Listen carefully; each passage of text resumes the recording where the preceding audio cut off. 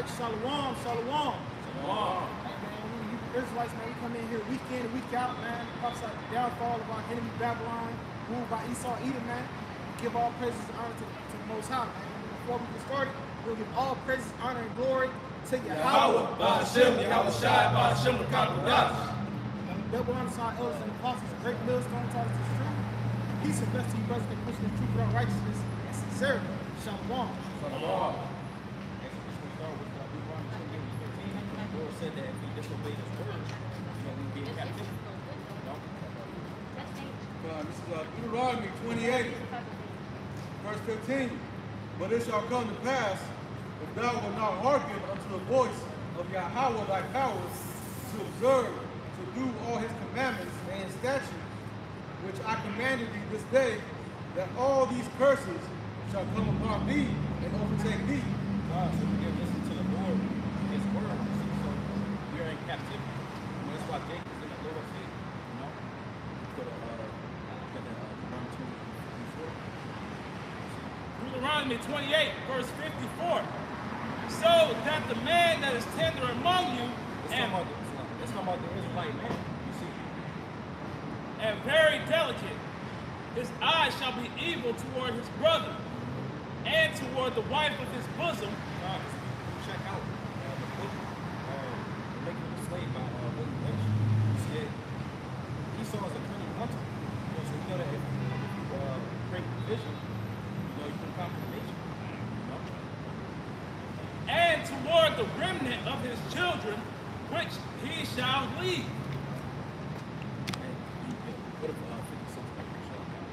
Hey, man, does it not sound like the problem the Israelite household has today, man? Hey, man, the man and the woman having an evil eye towards each other, the man leaving the children, man. Hey, man, just to go to show you that, hey, man, these scriptures are still relevant to this day. You know? Continuing on, Deuteronomy 28 and 55. So that he will not give to any of them of the flesh of his children, whom he shall eat, because he hath nothing left him in the siege, and in the straitness wherewith thine enemies shall distress thee in all thy gates. The tender and delicate woman among you, which would not adventure to set the sole of her feet upon the ground for delicateness and tenderness, her eye shall be evil toward the husband of her bosom. Esau weaponized the Israelite woman. You see, to conquer the nation. You see, in the scripture it said that Jeremiah 31 and 22 was going to get Lord's will. And the woman would go to pass a man.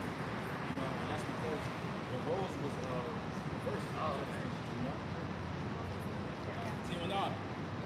And her eye shall be evil toward the husband of her bosom, and toward her son, and toward her daughter. And the scripture also say that it's a limitation that keeping the scripture with the high scripture. Hey, you want?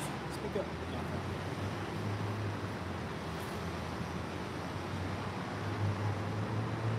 Going further into what the brother is talking about, Esau, his whole strategy, his whole goal was to divide and conquer. He did that with the Israelites here when he came over here to America. He divided the tribes up, gave Issachar a name, gave Gad a name, gave all the tribes a different name to make us divided to see each other, not see each other as brethren. Right. Because when you go into the bywords and proverbs, which was a curse upon our people, when they stole our identity and they stole our heritage, when you look up these words, all of these words are pretty much derogatory when you actually get to the essence. To be called black, that means to be void of light, to be dark. Okay? When you look up the word Hispanic in the etymology, the origin of the word, that means property of Spain. And when you look up Native Americans, all right, so-called Native Americans, that title pretty much is to give reverence to Amerigo Vespucci, who is pretty much the person whose name America got its identity from, okay? So as the brother was saying, man, that was a way that they went ahead and divided and conquered our household, man. Because when you take away a person's identity, you pretty much leave them in a state of limbo. They don't know which way to turn. It's like that old saying in the world, how can you know where you're going if you never know where you came from? And that's why we're telling our people, we advise our people to turn back so that they can have the understanding of who they are, because that is a main source for you to make it through the times that we're about to come into. You know, Esau has done this in a grand scale, and now he's been doing it in the household. Right. By dividing the male and the female, you know, and separating the children as well. They've been doing this, destroying the household, destroying, back in the 80s and 70s, you know, the woman would back up the man. Right. But nowadays, that shit, everything's out of order, man. And it's got to come back. That's right. We got Mark.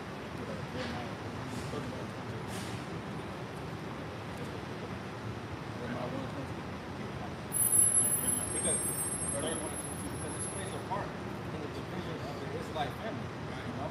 Yeah, the nuclear family is very vital for how you operate as a nation.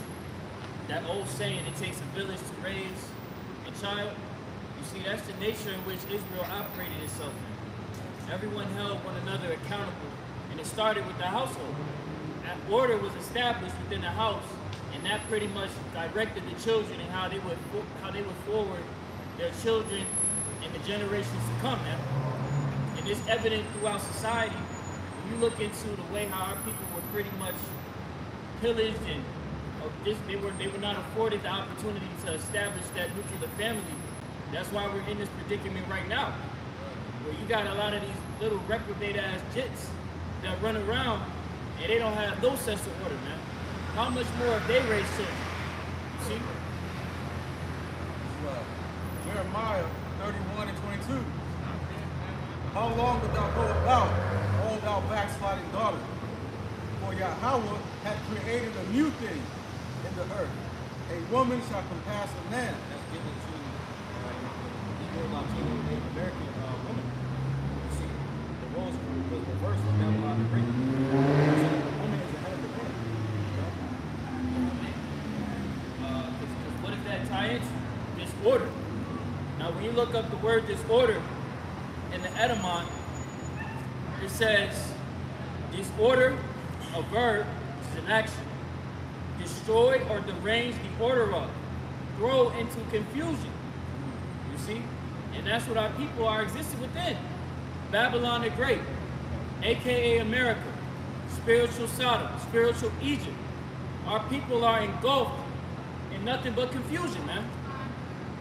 And here it is, the woman has established herself over the man, and that completely throws out the disorder, man. You see? And that's where our people are in a state of confusion. They don't know how to function properly, man. It's very vital that the family, the household functions in a natural order. It's a natural way to things, man. And that's what we are encouraging our people to come back to, man. Because every other path that we've tried, it's always failed for us.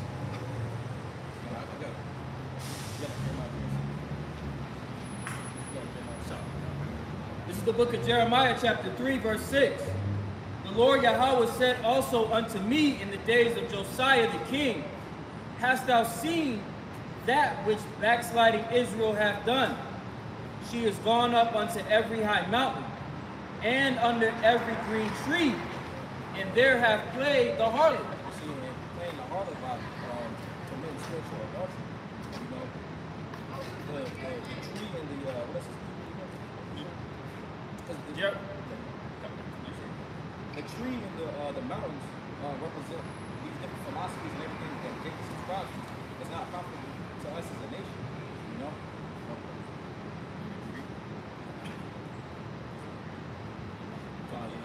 It's Mark 3 and 27. It's just going back to how Esau divided us as a nation, because if you take the strong man out of the house, you see it's going to create disorder like the brother was getting into. Mark 3 and 27.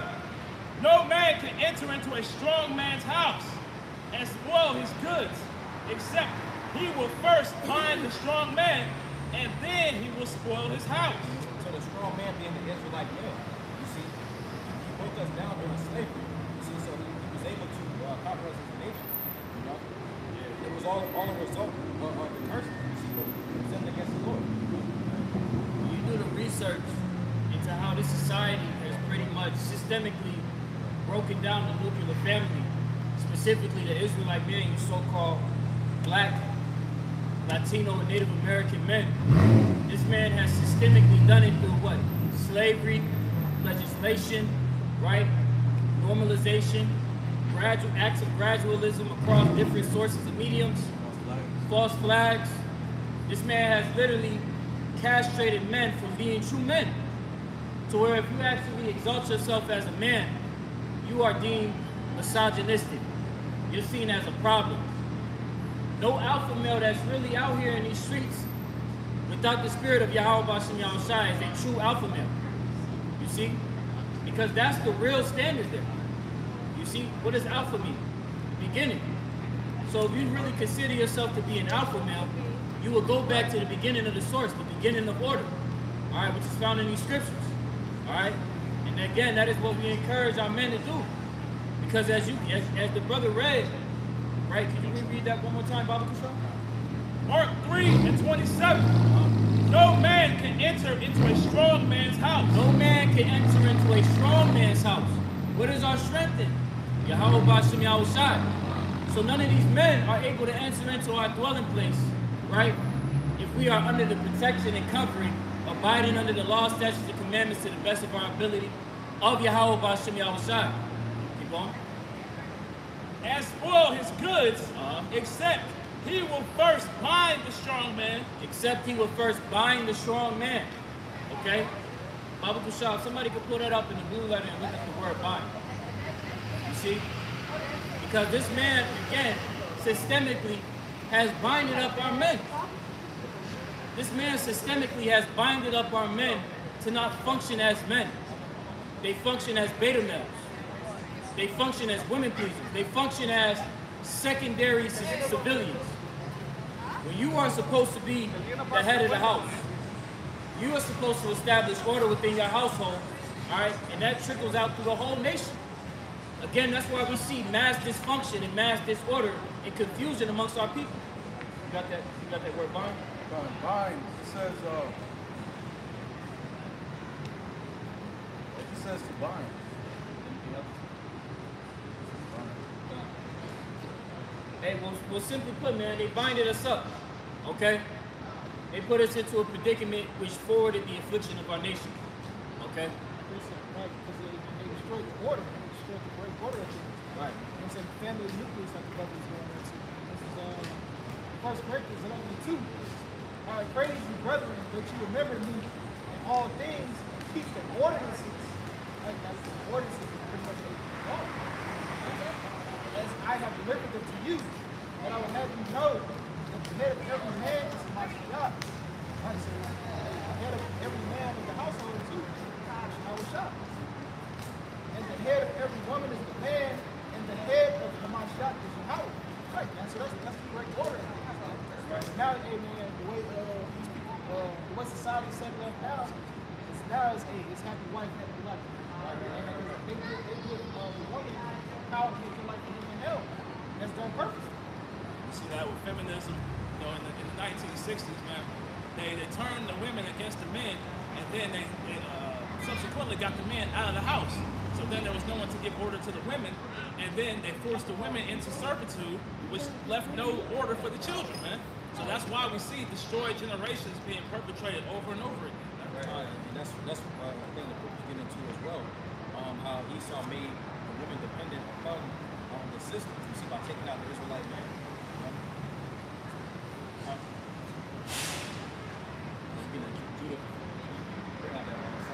Because all these nations conspire together, to break us up as a nation. Psalm 83:1. Keep not thou silence, O power. Hold not thy peace, and be not still, O power. For lo, thine enemies make a tumult, and they that hate thee have lifted up the head. They lifted up the head in great pride. You see, in Psalm chapter 2, it talks about where they conspire together in a vain thing. That vain thing being how to break us up as a nation. You see? Verse 3. They that have taken crafty counsel against thy people, and consulted against thy hidden He ones. said crafty counsel, because see, this devil, again, to reiterate his subscription, Genesis. Basically, he's smart. You know? study us. Sometimes it's crap. He study us over a period of time because he knows things like life, you know? So he knows his weaknesses. It says against thy hidden ones too, that's the elect. Verse 4, it says, they have said, come and let us cut them off from being a nation, that the name of Israel may be no more remembrance. And that's exactly what they've done, man. They stripped away our nationality from us, and they gave us black culture, they gave us Hispanic, they gave us Latin, they gave us Native American, man. Because they know by keeping us low, they can forward their enterprise. What they want to do. You see?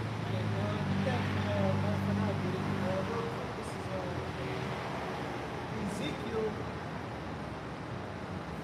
39 and 23. Ezekiel 39 and 23. And the heathen shall know that the house of Israel went to captivity for their iniquity. Because they trespassed against me, therefore I hid my face from them and gave them into the hand of their enemies, so they all fell by the sword. Just going to show you, man. Hey, that's why this devil went so far as to infiltrate our people like this. Hey, man, keep us out of order to keep us away from our power. Because, hey, man, hey, you had like cities like, I want to say Wilmington, North Carolina. That was a predominantly Jake City. Jake was pretty much owning everything, man, the bus stations, all that shit. Now look at it now, man. You know, hey, 30, 40 years later, shit, niggas don't got shit no motherfucker. Right, this man stripped Jake out of every chance of building equity in this society. All right, this society was literally, again, systemically designed to tear down our people. Okay, you can literally go ahead and open these textbooks, and you can read documents that attest that the government had say-sos in the way how they pretty much came against the so-called Black, Latino, and Native American nucleus family, man. Okay, whether that be through gangs, the war on drugs, right? Robbing them of assets and equity that they have built up over generations, right? Robbing them of land, okay? Again, you can take the time to read on what we speak of because, again, all of this goes back to the scriptures, man. This word is faithful and true and shows that we are the children of Israel. You so-called blacks, Latinos, and Native Americans, you are the children of Israel, man. What do the scriptures say? They only consult to cast thee down from thy excellency. All right, pursuing what? Psalm 62 and 4. This devil has consulted against us to match up with Psalms 83. They consulted to tear us down, man. To this very day, they do so. And that's why you see the generation of now is terrible. They're in a worse case than ever before, an overwhelming majority. All right?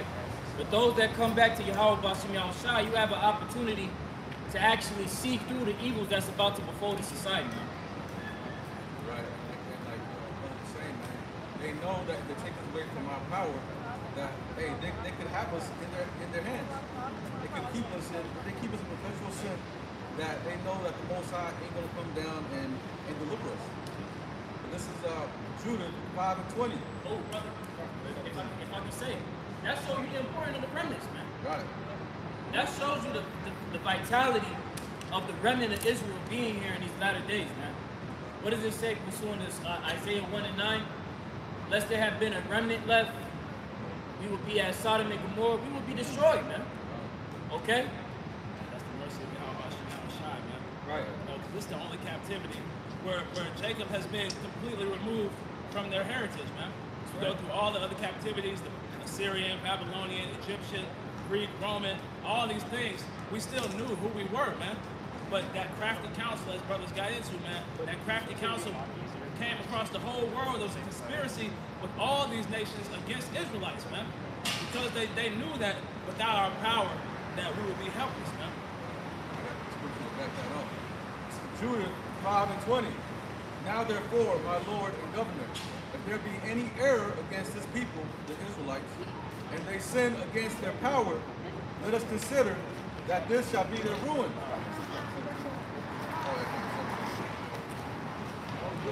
Judah 5 and 17. And whilst they sin not before their power, they prosper. When he wasn't going off, we prosper as a nation. You see? Because the Lord is with us. It says, because the power that hated iniquity was in them, was within them. But when they departed from the way, They see one of them went off that path. You see, we was destroyed. That's what we're gonna get into. they were destroyed in many battles, very sore, and were led captive into a land that was not theirs. And the temple of their power was cast to the ground. Right, so we fell away. You see, we went to captivity. It says, and their cities were taken by the enemies. But now they are returned to their power and are come up from the places where they were scattered, and have possessed Jerusalem, where their sanctuary is, and are seated in the hill country, where it was desolate. It says, now therefore, my Lord and Governor, if there be any error against his people, and they sin against their power, let us consider that this shall be their ruin, and let us go up, and we shall overcome them. So they knew if we were going off, that they can come roll right through, man, and take us away. They knew that. They can conquer us just because we were going off. Right before say that we live by the law, statutes, and commandments. You see, but without the law, statutes, and commandments, we in a dead state. We wasn't made for the customs of the team. That's precept. Verse 21. But if there be no iniquity in their nation, let my Lord now pass by, lest their Lord defend them, and their power be for them, and we become a reproach before all the world. There's something, man. Now, if we're doing right, we adhere to the law, statutes, and commandments of Yahweh, that He will fight for us. He will fight our battles, and ain't nobody going to be able to touch us, man.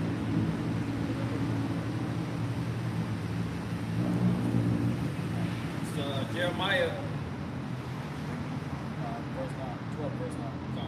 Jeremiah chapter 12, verse 9.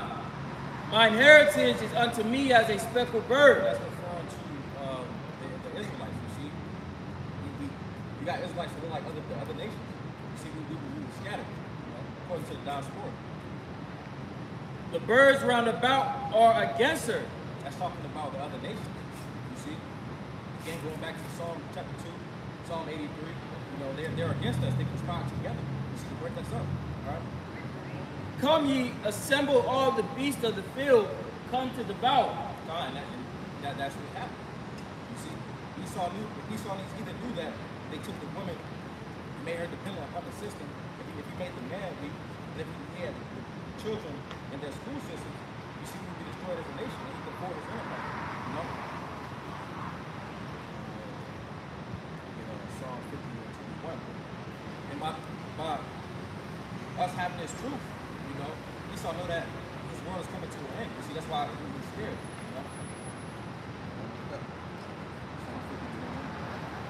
This is Psalm 50 and 21. These things hast thou done, and I kept silence. Thou thoughtest that I was altogether such as one as thyself. Psalm 50 and 21. These things hast thou done. So going into when we speaking on, you see, them destroying us as a people. You see, it felt like the Lord wasn't going to require that which was bad. These things hast thou done, and I kept silence. Thou thoughtest that I was altogether such as one as thyself, but I will reprove thee and set them in order before thine eyes. And that's what Esau Edom fears. You see, because that's going to be the end of his world. You see it say in Revelation 11, that's the end of his rulership.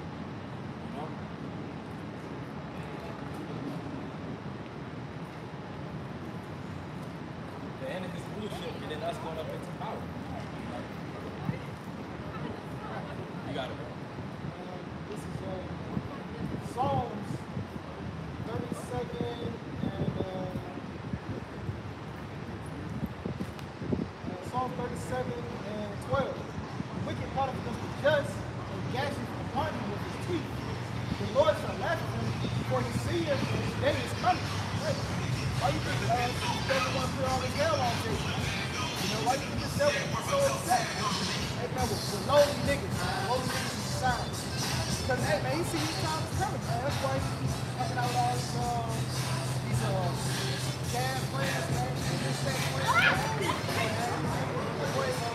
Obamacare about with the Obamacare that went in for the guillotine. So that's why they fight this. They see their time short, man. You know, waiting on that until all the hurt. That's right. So Revelation 11 and 11. And after 3 days and a half, the Spirit of life from the Most High entered into them. Talking about how this truth came back to the Lord's people. Truth was born on the earth for 350 years. That's what that 3 days and a half is representative of. Alright? When Abba Bivens, alright, the Spirit was Elijah the prophet, came back on the scene and turned back the hearts of the children, there was no truth on the earth. Alright? Continue on. And the Spirit of life from the Most High entered into them, and they stood upon their feet, and great fear fell upon them which saw them. So now we got that foundation being the scriptures, and these heathen is losing it. You see? And great fear, that's why we're seeing them, take down brothers' channels and stuff like that. This is the book of Isaiah, chapter 19, verse 17. And the land of Judah shall be a terror unto Egypt. Alright? Judah can be representative of the prophets, okay? Because the scriptures tell us that Judah will wake up first, all right? And they said it shall be a terror unto Egypt, all right? What do we live in? We live in spiritual Egypt, all right, America. Everyone that maketh mention thereof shall be afraid in himself because of the counsel of the Lord Yahweh of hosts, which he hath determined against it. All right, and these people they are afraid, man. These Babylonians, these leaders, right? They are genuinely afraid that after all their crafty counsel that they collaborated to pretty much destroy our people, it came to nothing. You still had the nation of Israel come to the realization of who they were, man. All right, despite all measures that were taken to try and stop that endeavor, but you couldn't stop it. I don't know if brother saw that video, but it was an old military Edomite man, probably in his 80s or 90s, and he was crying because he was like, this is the world I fought for, this isn't the America that I fought for, man. Right. Because these Edomites see the downfall of this kingdom, man. They see the structure that's been built up. It even goes against what some of these, Joe Sixpack, pure blood Americans, what their philosophy is going to. Right. You got a lot of these Edomites, like the brother has said, your day-to-day six-pack Joes that are losing the rights that their forefathers were afforded, man. All right? Yeah, that they were fighting for, to keep that power structure underneath their hand, to keep it in their hand, man. But slowly, every single day, that power that they have is being lost. All right? Keep going on this. Verse 18, in that day shall 5 cities in the land of Egypt speak the language of Canaan, all right? The Lashawan Kodash, all right, our ancient tongue. And swear to the Lord Yahweh of hosts, one shall be called the city of destruction, all right? And that's what the prophets are likened unto, man. You see, because we are preaching what? The destruction of this society for all the wickedness and abominations that be done in the midst thereof, pursuant to Ezekiel 9 and 4. Continuing on, verse 20, verse 19. In that day shall there be an altar to the Lord Yahweh in the midst of the land of Egypt, and a pillar at the border thereof to the Lord Yahweh. All right? We're standing at that altar right now, okay? Declaring the oppressions and dysfunction of this man's society. All right? And we now have the pillars, all right? The leaders of our nation. All right? Once more, do we have leaders? Because the leaders that our people have, the so-called Black, Latino, and Native American, are terrible images of what a leader is supposed to be. Here it is, our people, they attribute leaders to entertainers. Okay, what type of leadership is that, man? You have no sovereignty to go to declare yourself before these various nations and attest to all the problems that you face in society, man. And then the people that you do have in quote-unquote powers of position, they were placed there by your enemy, Esau, Edom. So check that out, okay? But now, we have our true leaders, all right? Matter of fact, if somebody can get Jeremiah 3:15, Baba Kusha, come.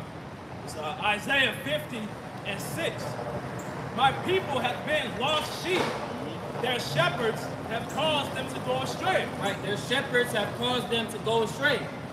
What do the shepherds represent? The leaders. And the sheep are the people, the nation of Israel. All right? Our leaders cause our people to go astray. Our leaders tell our people to just turn the cheek.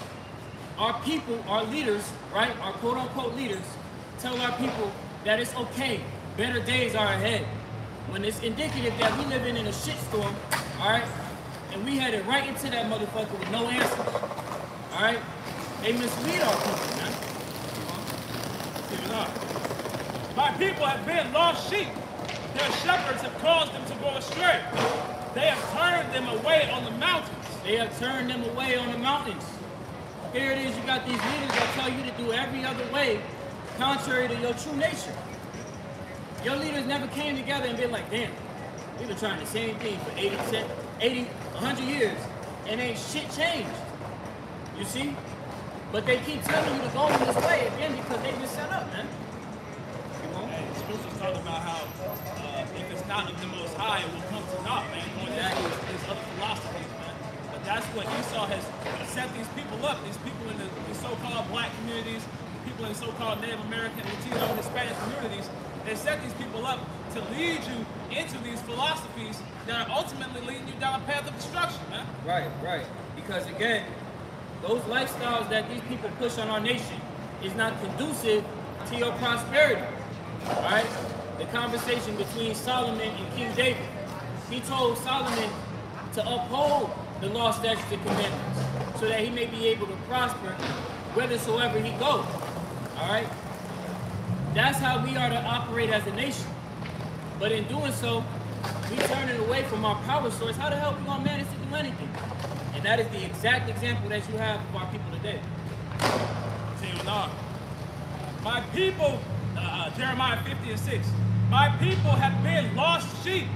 Their shepherds have caused them to go astray. They have turned them away on the mountains. They have gone from mountain to hill. They have forgotten their resting place. Right. What is your resting place, man? Yahweh Bashem outside. All right? Following after the law, statutes, and commandments. All right? That is your rest. That is your peace. Okay? Every other way that you try and go, you're going to be bugging the hell out. And you're going to be clueless as to which way to go, man. You're always going to hit a wall, man. Exactly.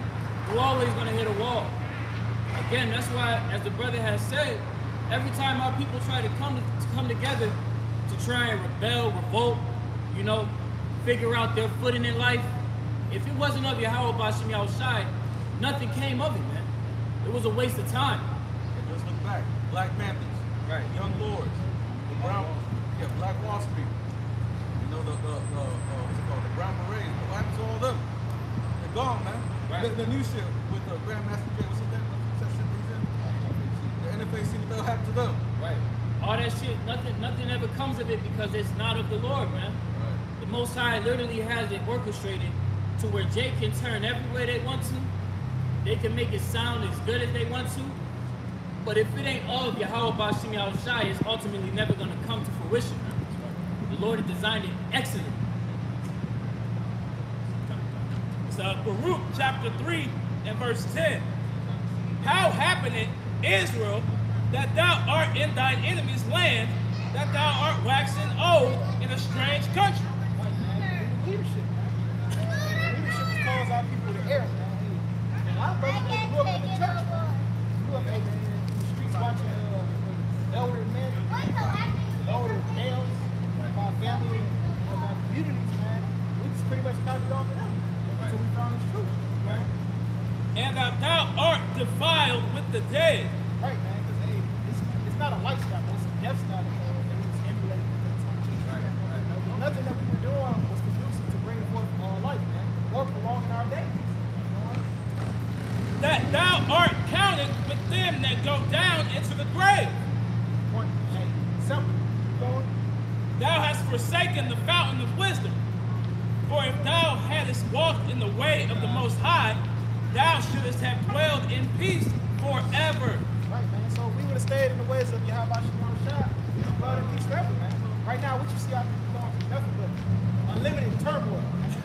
From economic turmoil, to racial turmoil, to hey man, hey, to fucking it's damn near a civil war between the fucking tribes.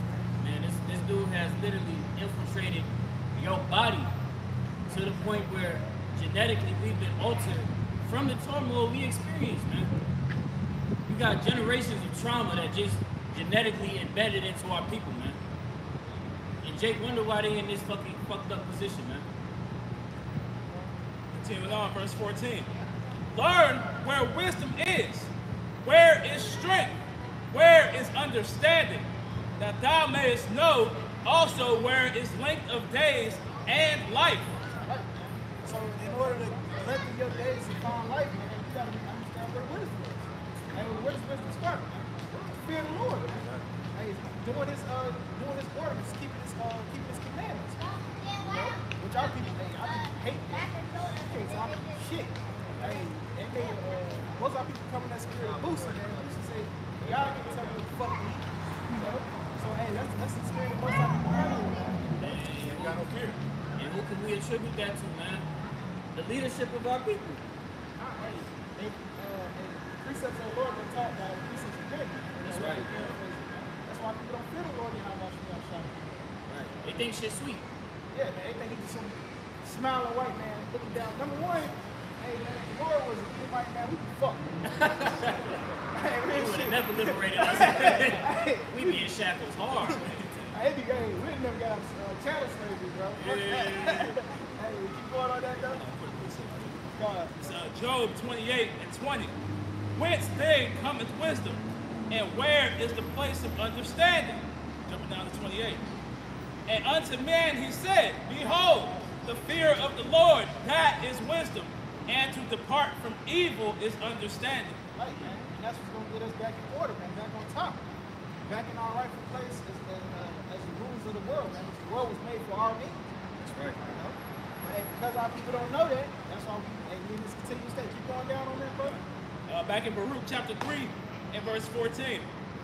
Learn where is wisdom, where is strength, where is understanding, that thou mayest know also where is length of days and life, where is the light of the eyes and peace. Verse 15. Who hath found out her place, or who hath come into her treasures? The elect. That's the only ones, man. Like, we the only ones that's gonna get it in this sensitive society. You know? Keep going. They that had their pastime with the fowls of the air, Baruch 3 and 16. And this is where we at right now. Where are the princes of the heathen become, and such as ruled the beast upon the earth? They that had their pastime with the fowls of the air, and they that hoarded up silver and gold, wherein men trust, and made no end of their getting. Right, man. Hey, through this man's greed, he's hoarded up all the riches of the world, man. Hey, he's taking Israelite riches, man. He got our treasures out there in the Vatican, man. You know, hidden under a fucking tomb somewhere. So that we wouldn't come back into who we were. Keep going. Verse 18. For they that wrought in silver and were so careful, and whose works are unsearchable, they are vanished and gone down into the grave, and others are come up in their steads. Right, man. So when they get all the riches of the world, hey, man, and they've died and left this shit for their sons, man. You know, hey, Jacob's never gonna rise back up because he don't have the wisdom, and it's just the heathen continually ruling, man. That's why that devil was in there. David Rothschild, that motherfucker had 10 heart surgeries, man. You know, and if you know anything about, like, you know, what little I do know is I know, like, the heart, you gotta have a special type of blood type, you gotta be the right size and shit. How the fuck 10 motherfuckers die for this 90-year-old nigga and just keep getting it, man? You know? So that's just going to show you the bullshit, and it ain't coming to us through worldly means, man.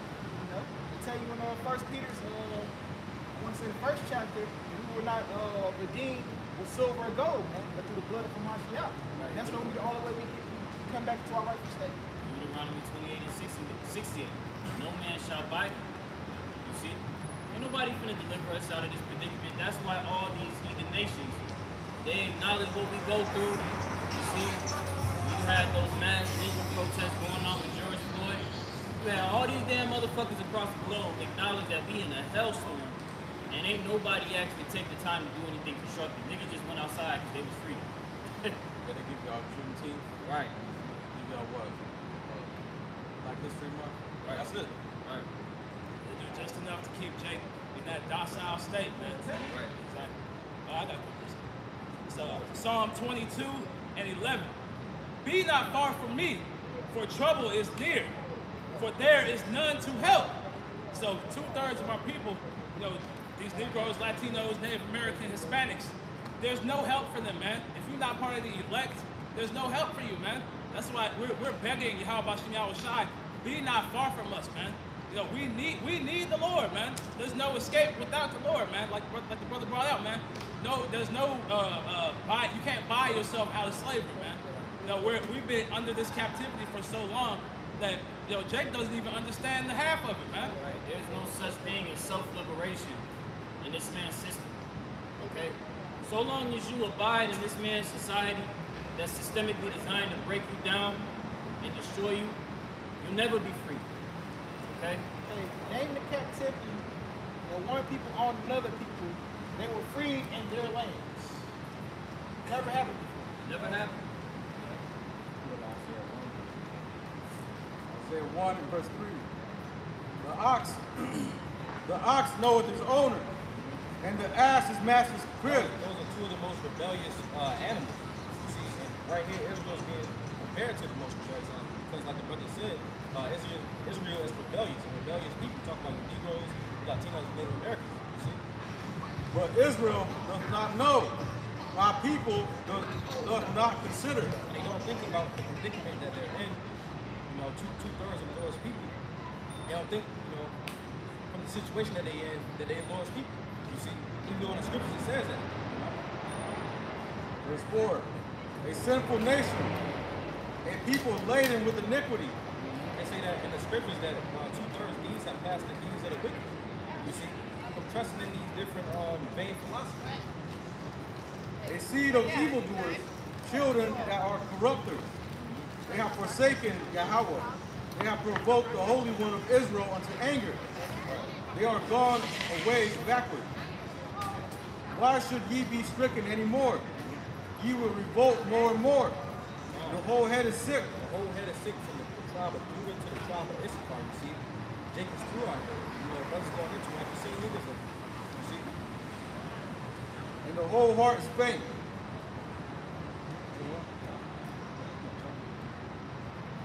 Verse 6. From the sole of the foot even unto the head, there is no soundness in it. find that soundness goes to being healthy. You see, and what brings us health is the scripture. But wounds and bruises and putrefying sores, they have not been closed, neither bound up, neither mollified with anointment.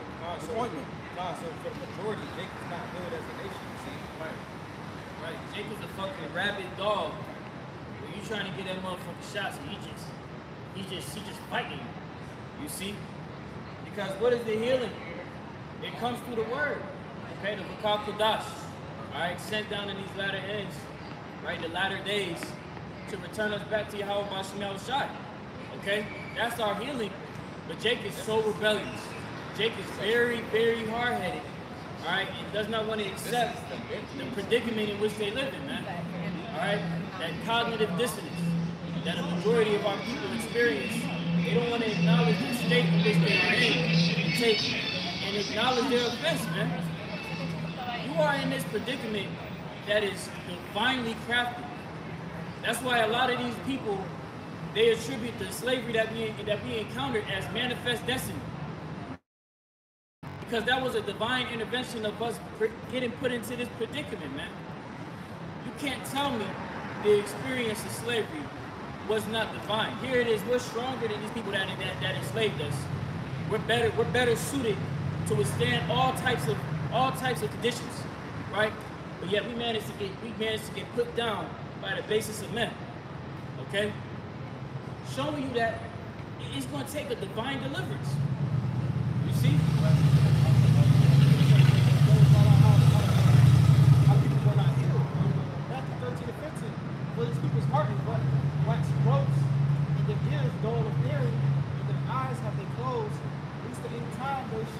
their eyes hear, with their ears, it's like they should hear with their ears and understand with their heart. They should be converted and I should heal them. Right, man, be converted to the ways of Yahweh Shai is what's going to heal. Yeah. The fact that people can't convert or submit unto Yahweh Shai, it's going to be a mistake in that. And what's so heavy about that, if I may say, Yahweh Shai was pretty much saying that he don't want to heal 2/3. He does not want to heal them, man. Because there's no healing for them. Okay? There's no healing for 2/3 of our people. The overwhelming majority of our people have fallen victim to this system and it has destroyed them, man. Okay? That's why we're only out here for the elect. Alright? Only the elect are going to be able to adhere, alright, and take on this healing. Alright, take on this spiritual healing. Alright, the rest, hey, they're blinded. Isaiah 1:7. Your country is desolate.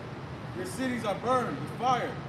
Your land, strangers devour it with your presence. And it is desolate as overthrown by strangers. The strangers referring to the other nations. You see, going back to Jeremiah 12:9, it said that the birds round about us would devour us. You see. And Jake don't consider this. 2/3 don't consider this. Verse 8. And the daughter of Zion is left as a cottage in the vineyard, as a lodge in a garden of cucumbers, as a besieged city. Except Yahweh of hosts had left unto us a very small remnant. We should have been as Sodom, and we should have been like unto Gomorrah. So if it wasn't for the elect, you see who we destroyed as a people. You see? Because Jake loves it here. You know? You got the precept well, no, it's not. First Maccabees 1:11, because Jake loves it here, man. You see, Drake in his song said he can't see life being much better than this. You know?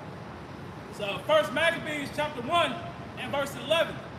In those days went there out of Israel wicked men, who persuaded many, saying, let us go and make a covenant with the heathen that are round about us, for since we departed from them, we have had much sorrow. So just reiterating, Jake loves captivity. You see, on that movie, Goodbye Uncle Tom, you see that the dude was asking Jake, like, how do you like being a slave? And he was just saying, like, it's beneficial. You know, he loved it in captivity, you know? And dude walked off in, like, displeasure, you know? These heathen, they don't respect Jake submitting to the predicament in which they're in, man. Okay? Yeah, they love to use you. They don't respect you at all. Alright? What is there to respect about these niggas, man? They're nothing but monsters. You see? Brute beasts. What the hell you look like respecting a brute beast for? Alright? But when we stand up in the name of Yahweh Bashim Yahushua, they have no choice but to respect us, man. Whether they like it or not, they gotta respect it. What happened about me? What happened about me? Whether you don't do it, whether you do it or not, hey, that's you're gonna be in subjection, regardless. If I may say, when it speaks to those wicked men, and you read in First Maccabees, man, it's talking about how that the house of Jason that overthrew Onias, man, he was the righteous high priest, but Jason took over that spot, and that's when the true Hellenization of the Israelites began, man, because they went into all these Greek customs. They went into telling people not to get circumcised. They built up the gymnasiums, all these things. Jason was the first of that, and then his subsidiaries, man. And now we understand that those same men are back today, man. They're all back to keep you blinded, to keep you in this beast system, man, to keep you going after the ways of Babylon, man. That's why Esau got the bread and circus. You see, because Jake is focused on the bread and circus, he's not going to be in the truth, you know? Drop me up.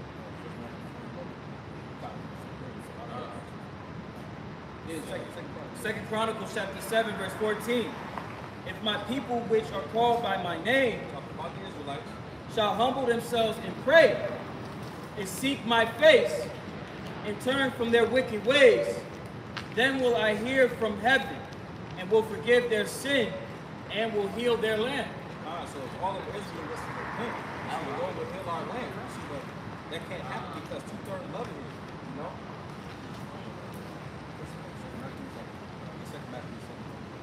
Second Maccabees 7:31. And thou hast been the author of all mischief against the Hebrews. Talking about these heathens. You know, starting with Esau, Edom, the so-called white men. You know? It says, shall not escape the hands of the Most High. Because they can drink of that cup. You know? It says, verse 32. For we suffer because of our sins. Going back to Deuteronomy 28 and 15, we went off. You see, so now we in captivity.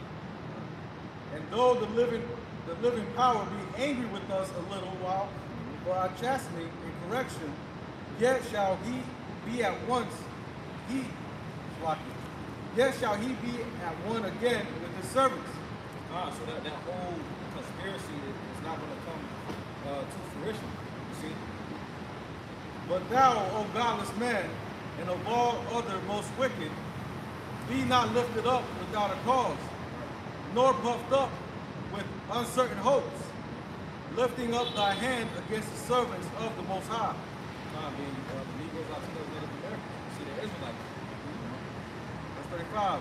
For thou hast not yet escaped the judgment of the Almighty power, who seeth all things. So these heathen have a hidden judgment which is coming to pass here pretty soon. And the Lord will fight that which is past. You see? It says right here, you know, be not puffed up with uncertain hopes. It's the same thing Esau has got right now. I mean, he got hope that he's going to fulfill his enterprise, man, fulfill his agenda.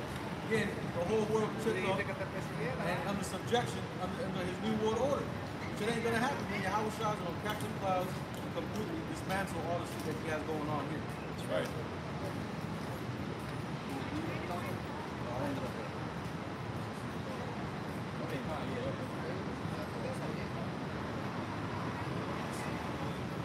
Job 8, it's like Job 20 and 22. Just laying back up for the money Yeshua was mentioning, man. And the fullness of his sufficiency, he shall be in straits. All right, so once this devil, believes that he's gonna have full control, man, once he believes that his enterprise is, fully underway, this is what the Lord's about to do, man. Every hand of the wicked shall come upon him. When he is about to fill his belly, the Most High shall cast the fury of his wrath upon him and shall rain it upon him while he is eating. Right. It's going to rain down upon this man, but he's completely content, man. You see? Because these devils, these demons that communicate with these elitists, right? When they finally go ahead and push that chip, that charagma, right? And this man thinks that he has completed his enterprise, all those spirits that they commune with are going to leave their ass alone. They're going to be left alone in straits. They're going to be confused like, damn, how am I supposed to carry out this endeavor? You've been helping me. And them demons is going to be hushed now. You see? So you got to understand, man, all of this is under the will power of Yahweh Bashim Yahushai. These guys don't realize that, the left-hand spirits are, double agents, man. They're helping you out right now, but they actually reporting to Yahweh Bashim Yahushai, man. Right. And like the scripture said, while they're eating, man, you saw them set up everything, got the tableware, got the plates, the food is all hot and steamy, man. And as soon as they get ready to sit down and take that first bite, the Lord is going to come and destroy this place, man.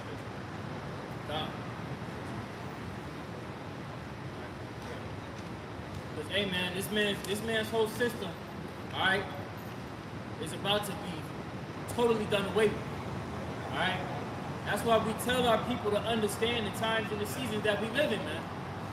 You got to really understand that this man's system, which is systemically designed to crumble, is on the way out. It's had its run. Most societies, when you look into the research, most societies, they last for 250 years. America's inception was in 1776, so come 2026, that's 250. All right? Lord willing, we're out of here before that. But it's indicative when you look at what we're living in, man. We have various examples of how this society is crumbling, man. The structure that is naturally established for a society to operate in, this place is out the door. Job 21 and 13. Pertaining to the wicked, Esau, Edom, the so-called wicked. They spend their days in wealth, and in a moment go down to the grave. Therefore they say unto the Most High, depart from us, for we desire not the knowledge of thy ways. And that's this man's whole system. You see? If somebody gets Sirach 10, Baba Kusha, because you got to understand, this man's system is off of the vibration of the ruler. All right? And the ruler of this society is the wicked. The nation of Edom, the border of wickedness, man. That's why you see society operating in the function in which it does. It's nothing but folly and wickedness. You got out of it. Yes, Sirach 10 from the top. Pull that to you. The book of Ecclesiasticus, or Sirach, chapter 10, verse 1. A wise judge will instruct his people. Right, a wise judge, right, a wise ruler will instruct his people. They will judge wisely and instruct them on how to operate. Keep going. And the government of a prudent man is well ordered. Right. Keep going. And that well ordered is following after the law, statutes, and commandments, man. As brothers have been bringing out, that's the true order that this world is supposed to be following into, man. Right, the natural order, the natural way. That's the well-ordered way in which a wise judge will operate. Keep going. Verse 2. As the judge of the people is himself, so are his officers. Right, and that's, again, you have to understand, when you look at these niggas and all these people in this society, you got to go back to the source, man. Who is allowing them to operate in this fashion? Esau, Edom, the so-called white man, who has been given dominion to rule the earth. All right? Job 9 and 24, the earth was given into the hand of the wicked. This man literally is controlling the function of the planet, man. That's why it said what? Depart from us, for we desire not the knowledge of thy ways. That's why you look at the ways of this society, and it's nothing but confusion. Nobody really understands what's natural, what's right, what's wrong. Right, what's a man, what's a woman, right? You got people that are openly trying to push pedophilia, man. Do you not understand the severity of the state of people's mindset in this system? All of that attributes to the ruler. Well, you look at the history. The history of Esau's kingdoms, man. The end of their kingdom always is followed or is precursed by the disruption of the gender norms, man. You know, that's why you see, if you go to ancient Greece, you go to ancient Rome, all these things, when men started to try to portray themselves as women and women did the same thing, that was the beginning of the end, man. And we see that going around right now, man. It's just on a much worse level. That's how we know the end of this place is nigh, man. Sirach 10 and 3. Sirach 10 and 2. As the judge of the people is himself, so are his officers. And what manner of man the ruler of the city is, such are all they that dwell therein. And that's exactly why you got this state of wickedness on the planet, man. Go back to that, yeah. It's exactly why we in this position, man. Because these people, they don't esteem the word of the Lord, man. They don't ponder upon it.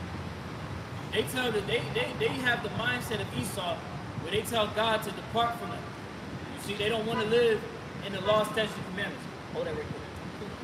Isaiah 26 and 10. Let favor be showed to the wicked, yet you will not learn righteousness.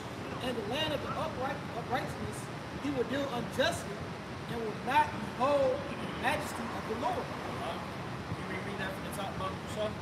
Isaiah 26 and 10. Let favor be showed to the wicked, yet will he not learn righteousness. Right, because here it is, you had Esau, right, going all the way back to Jacob and Esau. When he lost his birthright, he sought it with many tears. And the Lord gave the fatness of the earth to this man. All right? And you pretty much showed why you never deserved it. You were shown favor. The Lord gave you the fatness of the earth. All right? You felt like you was entitled to receive that blessing. Well, it's evident that you didn't, because look at the way society operates. And the land of uprightness he will deal unjustly. Right, who are the upright? The nation of Israel. All right, the righteous, he deals unjustly with that nation, you so-called blacks, Latinos, and Native Americans. Okay? When you look into all the acts, the gruesome acts that this man has committed against our people to try and disrupt any type of development or any effort to excel in society, what does this man do? He goes to the most extreme lengths to disrupt our function as a people and to destroy us, man. And will not behold the majesty of the Lord. Right, will not behold the majesty of the Lord. Again, going back to how these people, they don't esteem the Lord, man. They don't truly know the Most High. They don't know Yahweh Ba'Shem Yahushai. Okay? Because if they did, their action would speak different. See, they know Jesus Christ. When you look at the word, when you look up the word Jesus, the letter J wasn't around till 1524. So who the fuck are you to try and proclaim the name of the Lord as a different name when he had a whole different name 2,000 years ago? You wouldn't do that with your parents. You wouldn't want nobody to do that to you. Your name hold weight, don't it? And that's why I think George Washington do that. Right. He lose his fucking mind. He's gonna be like, how dare you? How dare you disgrace my founding father? How much more the Lord, man? But see, this all goes back to them departing from the Lord, man. The system that has been established pretty much removes that understanding. It's the book of Psalm, chapter 10 and verse 4. The wicked, through the pride of his countenance, will not seek after the Most High. The Most High is not in all his thoughts. These people don't even consider Yahweh Ba'Shem Yahushai, man. Like the brother said, they say, flee from us, man. Because they understand that they're not worthy to be held to that standard, man. They understand that they are the wicked, man. They are the children of fools, man. So that's why they try to pull themselves away from the ways of Yahweh Ba'Shem Yahushai. But controversially, they go against and try to pull his people away as well, man. Because, like the brothers brought out, they understand that without our power, without Yahweh Ba'Shem Yahushai, we're nothing, man. We can't fight against them like we were going in Psalm, 1 Samuel. You know, we're fighting against Goliath right now, man. You know, and 2/3, you can't do that without the Spirit of the Lord, man. You can't fight this man carnally, man. I mean, he got the blessing of the sword. How you gonna fight against the Most High, man? By fighting Esau, you put yourself against what against Yahweh's blessing that he put on Esau. You can't fight against that, man. Job 21 and 15. Job 21, verse 15. What is the Almighty that we should serve him? Right, again, this is the mindset of the wicked. Alright? Keep going. But what profit should we have if we pray unto him? Right, and this is the mindset of a lot of our people as well, man. Alright, because we have 2/3 of the nation of Israel that adapted their mindset to this man's nation. Alright? To pretty much have this mindset of what is it gonna benefit me if I change my lifestyle that I like to do to truly serve the Most High? That's taking away my life. I need to live my best life. I want to live a life that's meant for me. Well, you living that lifestyle is not conducive to your overall prosperity. You see? Because we're going to see what's going to befall the wicked. You know? Verse 16. Lo, their good is not in their hand. The counsel of the wicked is far from me. Right. The counsel of the wicked, right, is far from Yahweh Ba'Shem Yahushai. Got a lot of our people out here that worship a lot of these different idols, right, that they consider to be the Most High, right? But ultimately, your counsel that you are praying to is nothing. You're praying to an idol. You're not praying to anything. It has no way of answering what you ask for. All right? Your counsel is far removed from Yahweh Ba'Shem Yahushai. Verse 17. How oft is the candle of the wicked put out? And how oft cometh their destruction upon them? Right, which is coming very, very soon. All right? And again, we can see these various catalysts that are bringing that destruction nearer and nearer, man. Again, you got people normalizing pedophilia, man. What the fuck? Yo, if that doesn't strike you, if that doesn't make you question your reality, right? You got nuclear missiles sitting in silos. You think that they spending millions of dollars on this shit just to have it sitting there? No, you got to really understand that the destruction of the wicked is very, very near. and it's going to happen very soon. Thus saith the scriptures, thus saith the Holy Bible. Keep going. The Most High distributed sorrows in his anger. Right, the Most High distributed sorrows in his anger, man. All right?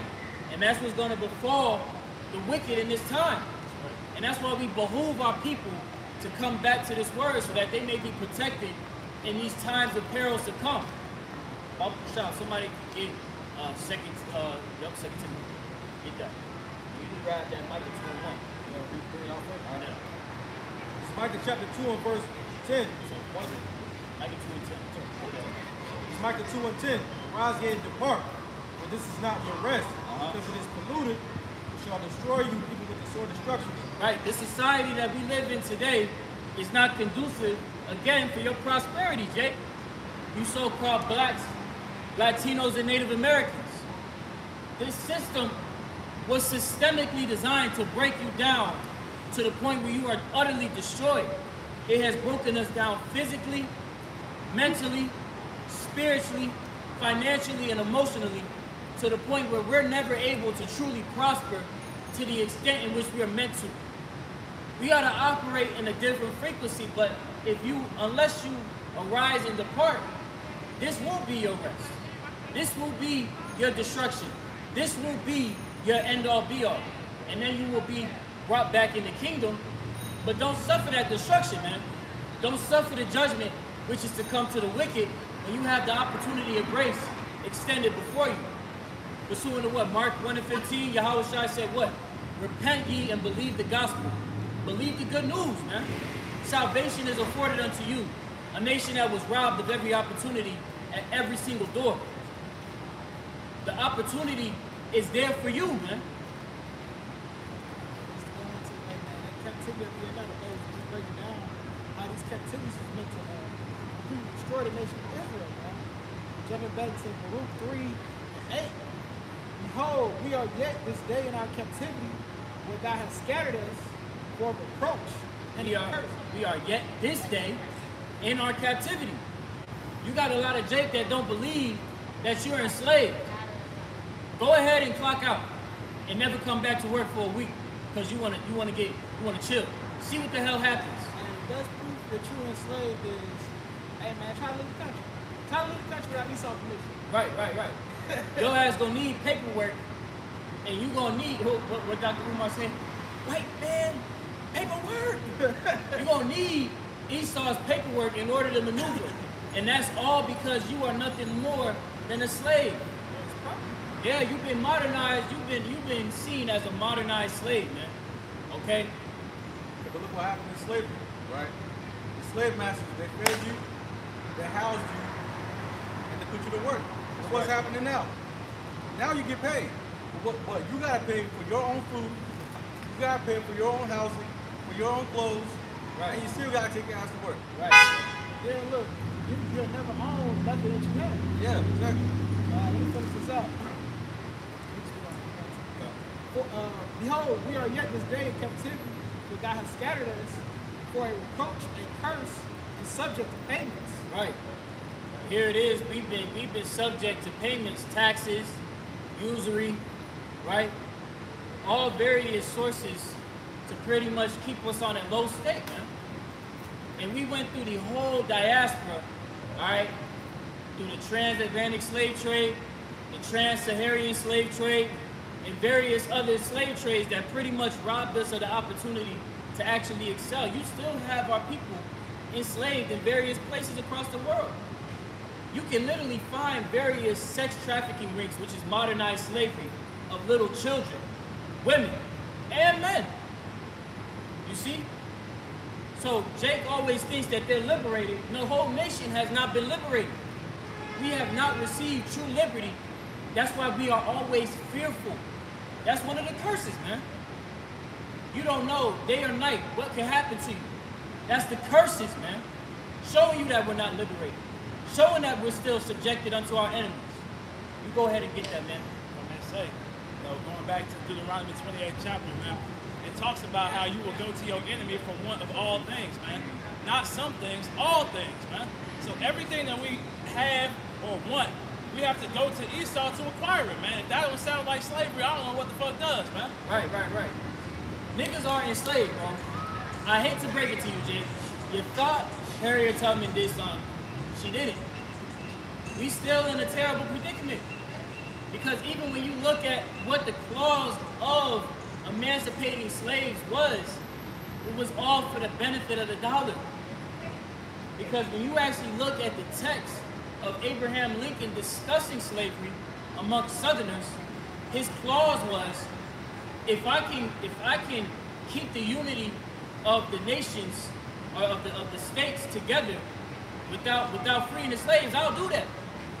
You see? But it was always about you seen as a dollar, man. It was never about emancipating you because they said, damn, yo, they be going through it down there, man. Nah, it's the right thing to do, man.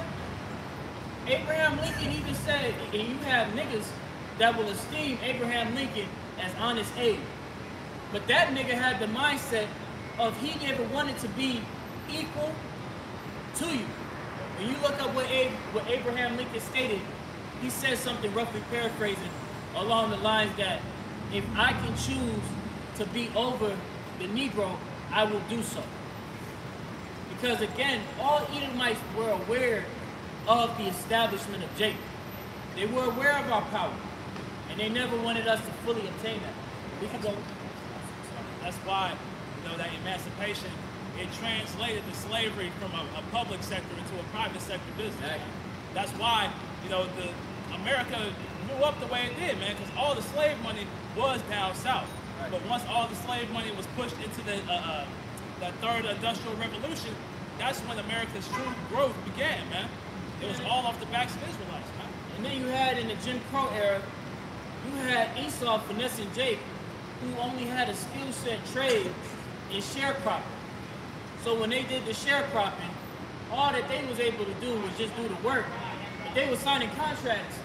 Esau was hitting them with 360 deals for the plantations, man. They was do the sharecropping, and they would never gain $1, man. What about 40 acres and a mule? Was Jake ever afforded that? No. Because this man is nothing more than a fork-tongued devil. Go ahead and get that. Job 21:17. How oft is the candle of the wicked put out? And how oft cometh the destruction upon them?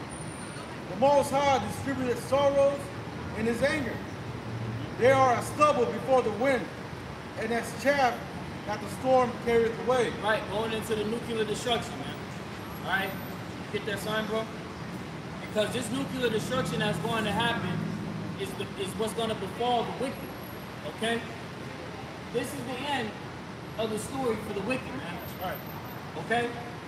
Not peace and charity. Not a white man coming down with a rainbow and snow bunnies, right? Roses. You gotta mention slavery though. Right. You gotta mention it's gonna go captivity, man, for 1,000 years. Right. This is just due. Okay? This is just due what's to happen. Somebody hold us something?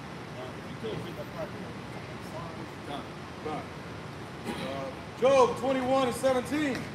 How oft is the candle of the wicked put out? And how oft cometh their destruction upon them? The Most High distributed sorrows in his anger. Right. The Lord is distributing sorrows, man. You go into 2nd Ezra 15th and 16th chapter, man. We're in the midst of the beginning of sorrows, man. The beginning of plagues, the beginning of pestilences, the beginning of uprest and uproar of the people, man. All of these things are the judgment of Yahweh Bashim Yahweh Shai, man. Everything is about to get shut down, and everything, it's going to be mass death and destruction out here, man. And that's all the will of the Lord, man.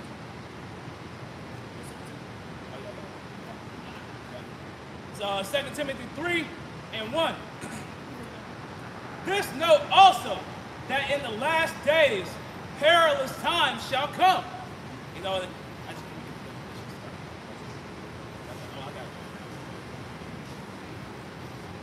Perilous times shall come, man. We are in those latter days. The word perilous, it reads, risky, full of danger, involving exposure to death, destruction, or injury. Also spiritually dangerous. Right, so this is the times that we're coming into, man. Perilous times. We're gonna, as you read in Jeremiah 30:7, man, we will be saved out of Jacob's trouble, man. We still have to go through it, man. We still have to be in the midst of all this death and destruction that's about to befall this place. But if I could say too, bro, that those perils, one of those perils that's to come is those missiles, man. And you said what, spiritual danger?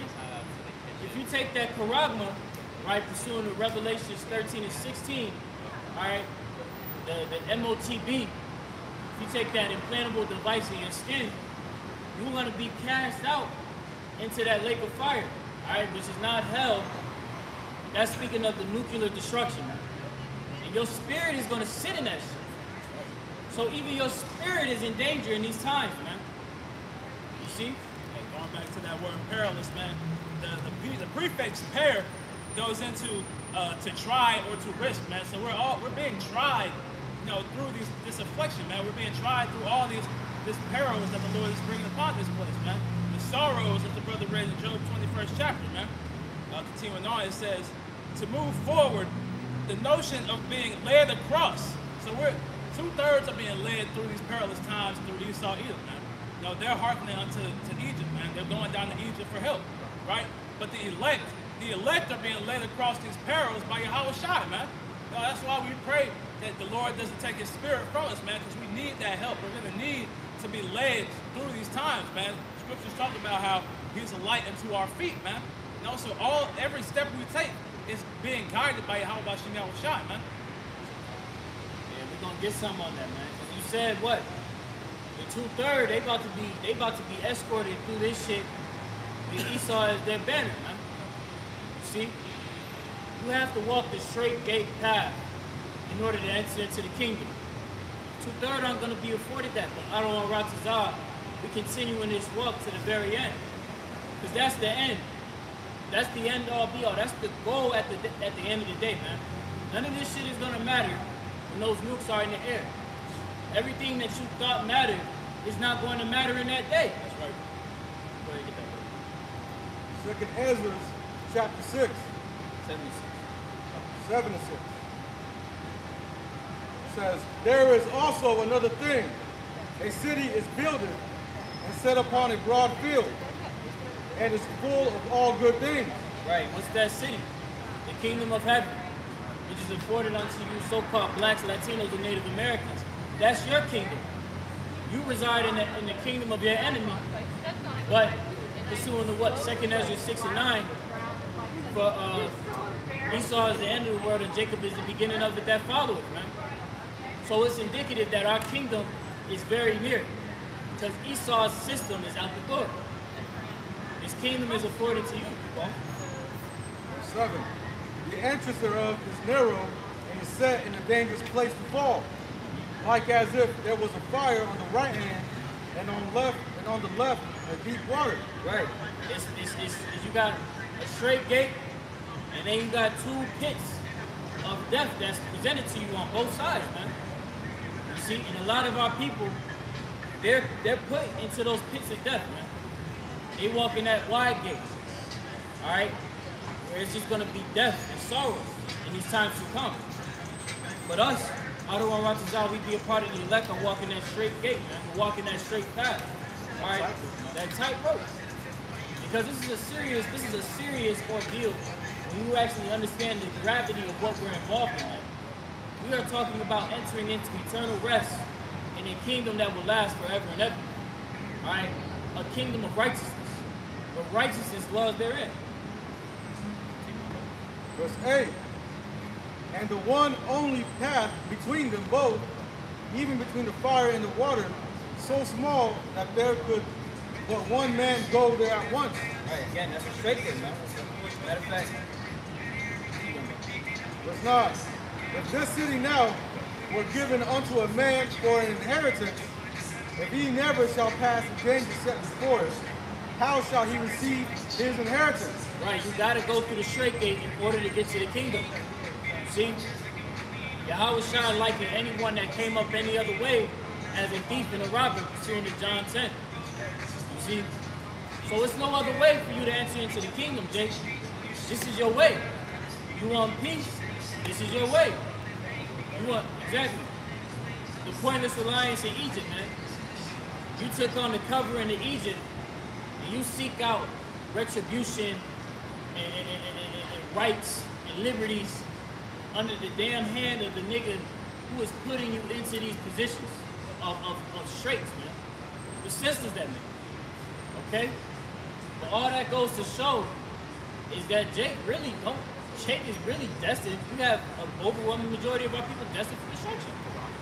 Because they're not taking heed to the right way. Ain't no thief and robber for the be in the kingdom of heaven. Right. Keep going, bro. Verse 9. And now if this city now were given unto a man for an inheritance, if he never shall pass the danger set before it, how shall he receive his inheritance? Right, how else can you receive your inheritance unless you walk this way? What did the scriptures say? This is the right way, walk ye in it? This is the correct way in order for you to enter into rest. This is the correct way for you to enter into your retributions. Alright? Your kingdom. Alright? Your peace. This is the way. And there's no other way that you can obtain that unless you walk this way. Should the smoke just be careful because the building alarms have been kind of wonky, so I just don't want you guys to set off anything. All right, thank you. I appreciate you. Have a good day. Thank you too. You see? It's the only way that you can walk into the kingdom of heaven, man. Right, Yahushua did it, man. Yahushua did it. Hey, we ain't no better than the master, man. It's Isaiah 35 and 8. And an highway shall be there, and a way, and it shall be called the way of holiness. The unclean shall not pass over it. Right, the unclean shall not pass over it. Meaning that the unclean, right, the wicked of our nation, are not going to be able to enter into this straight gate, man. They're not going to be able to walk this path.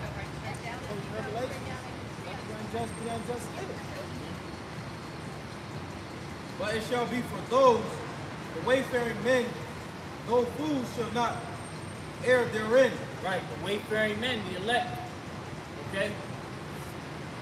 Those fools, right, shall not err therein. They're not going to be able to come into this, man.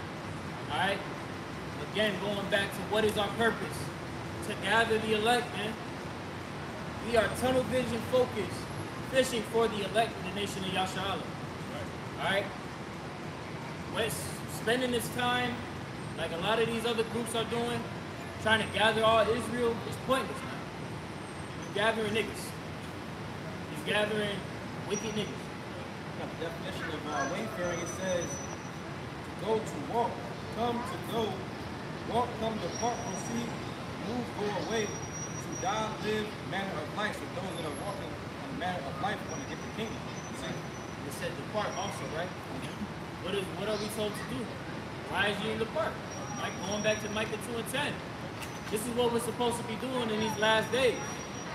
If you don't understand the severity in which we live in, man, just go on the internet and type in, just type in various things that are going on in this world.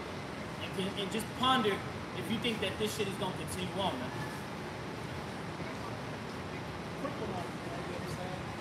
Just going, the brother was talking about how, hey man, you know, we ain't out here just trying to gather all these niggas, man, all these undesirables, man. They're undesirable to the world, they're undesirable to the Lord, man. This is Matthew 13 and 47. Again, the kingdom of heaven is like a net that was cast into the sea and gathered every time, right? And what is it gathered? It's to gather Israelites, which it was full, and they drew to shore and sat down and gathered the good into the baskets. But they cast the bad away, right? So, hey man, you got a nigga who want to argue that the earth is flat, man, you get him up out of here. Right. You got a nigga who don't believe that the elders and apostles are our true elders, and they just men. And they get them on up out of here, man.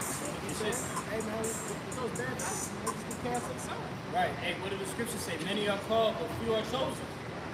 You got a lot of Jake that hear this word.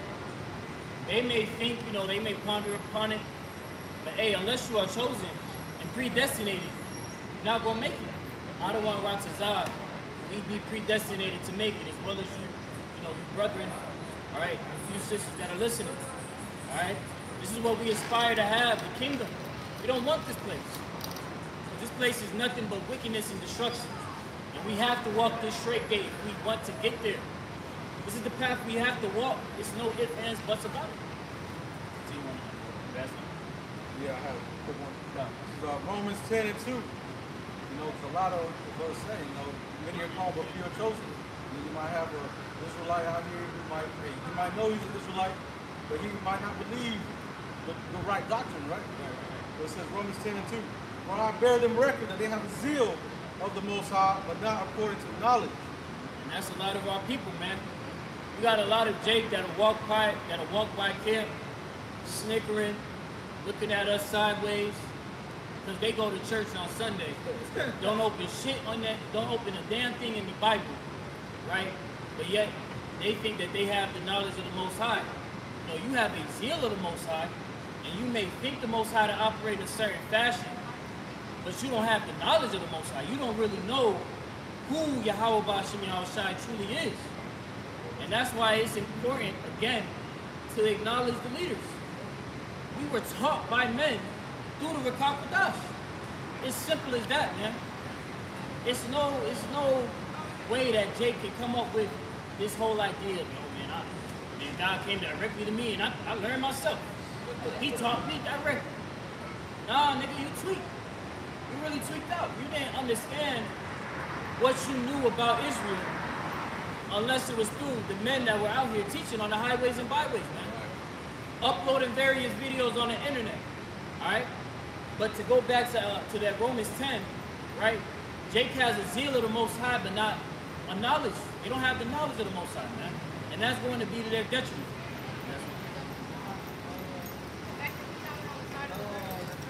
Sirach 13 and 19. There is one that is wise and teacheth many, and yet is unprofitable to himself. There is one that showeth wisdom in words and is hated. He shall be destitute of all food. Right, man. That's talking about you niggas. Hey, they know you Israelites. You got the word from elders and apostles. But hey, man, you hate it, man. Hey, man, people, not only you're not hated because of what you teach. You hate it because of the things that you've done. You know, your actions, you ain't applying wisdom. Yeah, you got a little bit of knowledge on you, but hey, at the end of the day, you hate it for your counselors and your conversation. You know, then you try to undermine, you got niggas trying to undermine the elder, want to undermine the doctrine. You know, it's something Judah is pretty much saying, man, go off the doctrine, so 2 or 3 times I've received a counsel, man, and he's a reprobate. He's the same type of guy. Yeah, these niggas are reprobates, man. It's an order to this truth, man. And that just all stems back again to Esau Edom, right? Promoting disorder and dysfunction amongst our community. And Jake is actually confronted with the fact that, no, you have to operate in a certain fashion, bro. Jake be like, man, I can't believe he just said that to me, bro. You talking to me like that? And then you gotta be brother. Man, you niggas said that to me. Right. You know what I'm saying? Right. That goes back to walking that narrow path. Right? Exactly. Walking that tightrope. It's a way that you're gonna make it through the straight gate. You literally have 2 ways on both sides of you that can cause you to die. All right, and that could be one way of you disrespecting the order of things, man. You coming against the way and how this brotherhood is operating, man. You trying to be a Ronin. You see? You think that you a Ronin, you think you a rogue man. Renegade. And now you're a renegade and you're pretty much doing your own thing and now you tweaked out, bro. It's a ranking order to this truth, man. That comes from not putting off that old man, man. Exactly. You try to bring this Babylonian customs into the truth, man. You try to, be a Negro Israelites out here, man. That's not gonna work, man. Go back to that. Second Ezra 7 and 10. It says, and I said, is it so, Lord? Then said he unto me, even so also is Israel's portion, because for their sakes I made the world. Yeah, for Israel's sake, the world was made, man. The world was made for us to govern the fashion in which men operate. All right? we were to be the example on the planet, all right, to show forth the law, statutes, and commandments.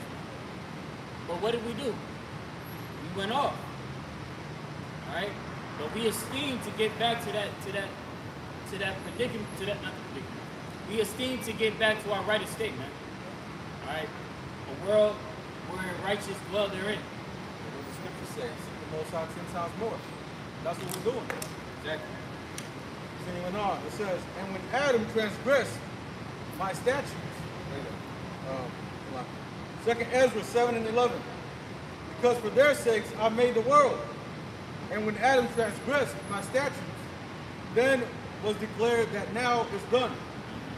Then were the entrances of this world made narrow. Right. So when Adam went off, right, it pretty much disrupted the way how Israel was, man. We took on the ways and these different philosophies, right? We started worshiping other idols, right? And then that pretty much forwarded the predicament of Israel to this very day. And then it says what, bro? Ezra 12 and 7. Then were the entrances of this world made narrow, full of sorrow and travail, that they are but few and evil, full of perils and very painful. So that's the entrance to the kingdom, man. Reread that once more, bro. That's heavy. Second Ezra 7 and 12. Just to give people an understanding on how you truly enter into the kingdom of heaven. Come on. Then were the entrances of this world made narrow. Entrances made very thin. As we read up, what was that? Second Ezra 7. When it said what? It's a lot. Verse 9. Sorry. When it speak about the gate being so narrow that only one man can go at a time. You see? It says verse 8. Second Ezra 7 and 8. And only one path between them both, even between the fire and the water, so small that there could but one man go there at once. Again, showing you how narrow this gate is. Come on, bro. Verse 9. If this city now were given unto a man for an inheritance, if he never shall pass the danger set before us. Go back to verse 12. Okay, verse 12. It says, then were the entrances of this world made narrow, full of sorrows and travail. But they are but few and evil. Right, sorrows and travail, few and evil, man. Our people live a very sorrowful and pitiful life, man. Because we went off. We went against the way in which we were to operate in, and now we are in this predicament. But we go through it to get to the kingdom. Acts 14 and 22, confirming the souls of the disciples and exhorting them to continue in the faith, and that we must, with much tribulation, enter into the kingdom of the Most High. So we got obstacles that we have to go through on this great gate. So we can't just get the kingdom. This is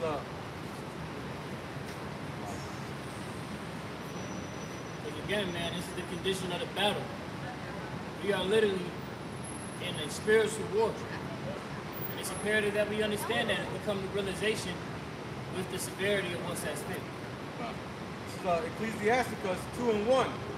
My son, if thou come to serve Yahweh, prepare thy soul for temptation. Set thy heart aright and constantly endure.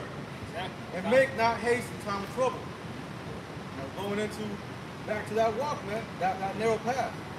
You know, you gotta, whenever you come into this truth, man, you gotta be absolutely sure, man, and prepare your mind to endure and prepare your mind for temptation. Because that's what's gonna happen in this walk. Satan's gonna try to deviate you from that path. He's gonna try to make you fall into that fire or into that water, man, to drown. So you gotta set your mind right, man. You gotta count the cost before you come into this thing. This is 2 Ezra 7 and 13. For the entrances of the elder world were wide and sure. Were wide and sure. Right. And the perfect way, right? You know, going all the way back to the garden, right? That was a sure way. That was the way. That was how we were to live. And brought immortal fruit. If then they that live labor not to answer these great and vain things, they can never receive those that are laid up for them. And that's exactly what we've been saying, man. This is the condition of the battle. This is how you enter into the kingdom of heaven, Jake. You think that you're going to be able to just continue being a nigga? You think that you're just going to be able to continue doing whatever you want to do? It don't work like that. You have to be able to, you have to understand that you are going to be subjecting to the will of Yahweh Bashim Yahushai. What did the scripture say? To be a prisoner of Yahushai? Right? Meaning that you're going to be subjected to do certain things. Temptations are going to be there. They're going to be there. But you have to endure through those things, man. Whether you like it or not, man, you're going to have to go through with it. Like a good soldier. Exactly, like a good soldier. Because what is that doing? That's trying you. Pursuing the what? Zechariah. All right, when it speaks about the 1/3 going through that fire and being refined. You see? That's the condition of the battle. You got to go through that in order to get to the kingdom. Titus 2:6. Young men likewise exhort to be sober-minded, in all things showing thyself a pattern of good works, and doctrine showing uncorruptibleness, gravity, and the gravity of sincerity. Right? So it's a certain form of discipline you gotta have to make it through this thing. You ain't gonna just be in here. You ain't gonna be able to be a real man of the Lord, but you still that same nigga you was before you knew it. You know, don't get me wrong, we keep some of our same traits, but at the same time, man, hey, man, we trimming the fat, man. We becoming better and better, we trimming our left. Right. Becoming better and better every day. Becoming a better man. Under the banner of Yahweh Bashim Yahushai, there is a standard. We aspire to get there. We take steps every single day. The scriptures speak about the outward man perishing, but the inward man is renewed day by day. Right? Because we are in this corrupt body. This corrupt body is engulfed in sin, man. Chains of darkness. But that inward man is seeking, right, to better themselves. Going into the spirit. Okay? But again, that's just the condition of the battle. And we are to continue in this, man. Don't, whatever faults you may have, right? Hey, man, the righteous man falls 7 times, but get back up. This is the condition of the battle, man. You got to keep enduring, as the brother had read in Sirach, 2nd chapter. You keep reading that, bro. Because again, this is the mindset of the elect, okay? The elect ponder these thoughts. As we continue on in the chapter, we're going to see what's going to befall the wicked of our nation. 2nd Ezra 7:14. If then they that live labor not to answer these great and vain things, they can never receive those that are laid up for them. Now therefore, why disquietest thou thyself, seeing thou art but a corruptible man? And why art thou moved, whereas thou art but mortal? Why hast thou not considered in thy mind this thing that is to come, rather than that which is present? Right. You gotta be, so like, you gotta be kingdom-minded, man. You can't be just, oh, me, woe is me. Why I'm going through this? Why am I going through all these hardships, man? This is getting too hard. No, you gotta be well aware of what's at stake.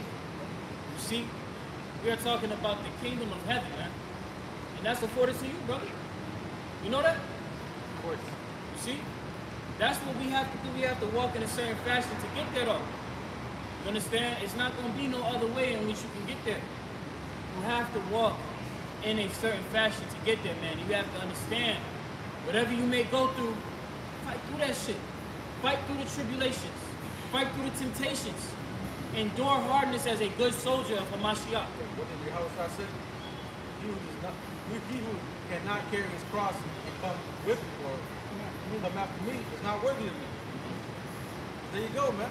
If you can't endure whatever tribulation you're going through and seek after Yahweh Bashim Yahushua, you ain't worthy of it. Right. 1 Peter 4:12. Love, think you're not strange concerning the fiery trial which is to try you, as those so strange things happen unto you. Right, man. So I don't think tribulation is strange. Shit, man. You catch Harold through this truth, and for this truth, hey, the scripture says a blessing can come from you. Exactly. Men hate you because you brave. How much you know shot? You had the disciples when they got brought forth to the courts and they got whipped and got casted out. They was joyous behind that, man. They was happy to be accounted worthy to go through that. I'll finish it out. But rejoice in as much as you are partakers of Hamashiach's suffering, that then his glory shall be revealed, and ye may be glad also with exceeding joy. Right, man. Take joy in the fact that you suffer with Hamashiach. That you suffer for Hamashiach. Hey, that more that you're doing the right thing. Yeah. The scriptures speak about us being joint heirs with Yahweh Shai. You gotta understand that, man. The scriptures tell us, yo, don't, if you're gonna be joint heirs, you're gonna have to go through the hardship too. Don't think this shit just gonna be sweet. And that's what that Christianity shit be promoting, that everything's sweet.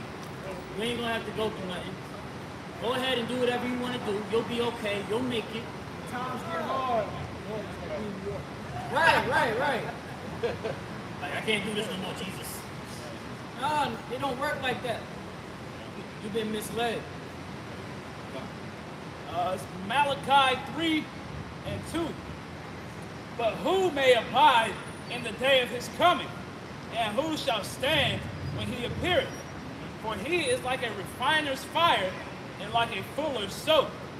And he shall sit as a refiner and purifier of silver, and shall purify the sons of Levi, and purge them as gold and silver, that they may offer unto the Lord an offering in righteousness, man. So this is our righteous offering, man. The scriptures talk about making yourself a living sacrifice, not but you know, this that righteous offering, man. We're being put through that fire by Yahweh Shai, man. And like I said, as a refiner, he's sitting and watching. And if you watch anything about refining silver or precious metals, they look at it in the fire, in the highest part of the fire, until they can see their reflection in it, man. So the Lord wants to see his reflection in us. But to get to that point, we're going to have to go through various turmoils, tribulations, and perils, man.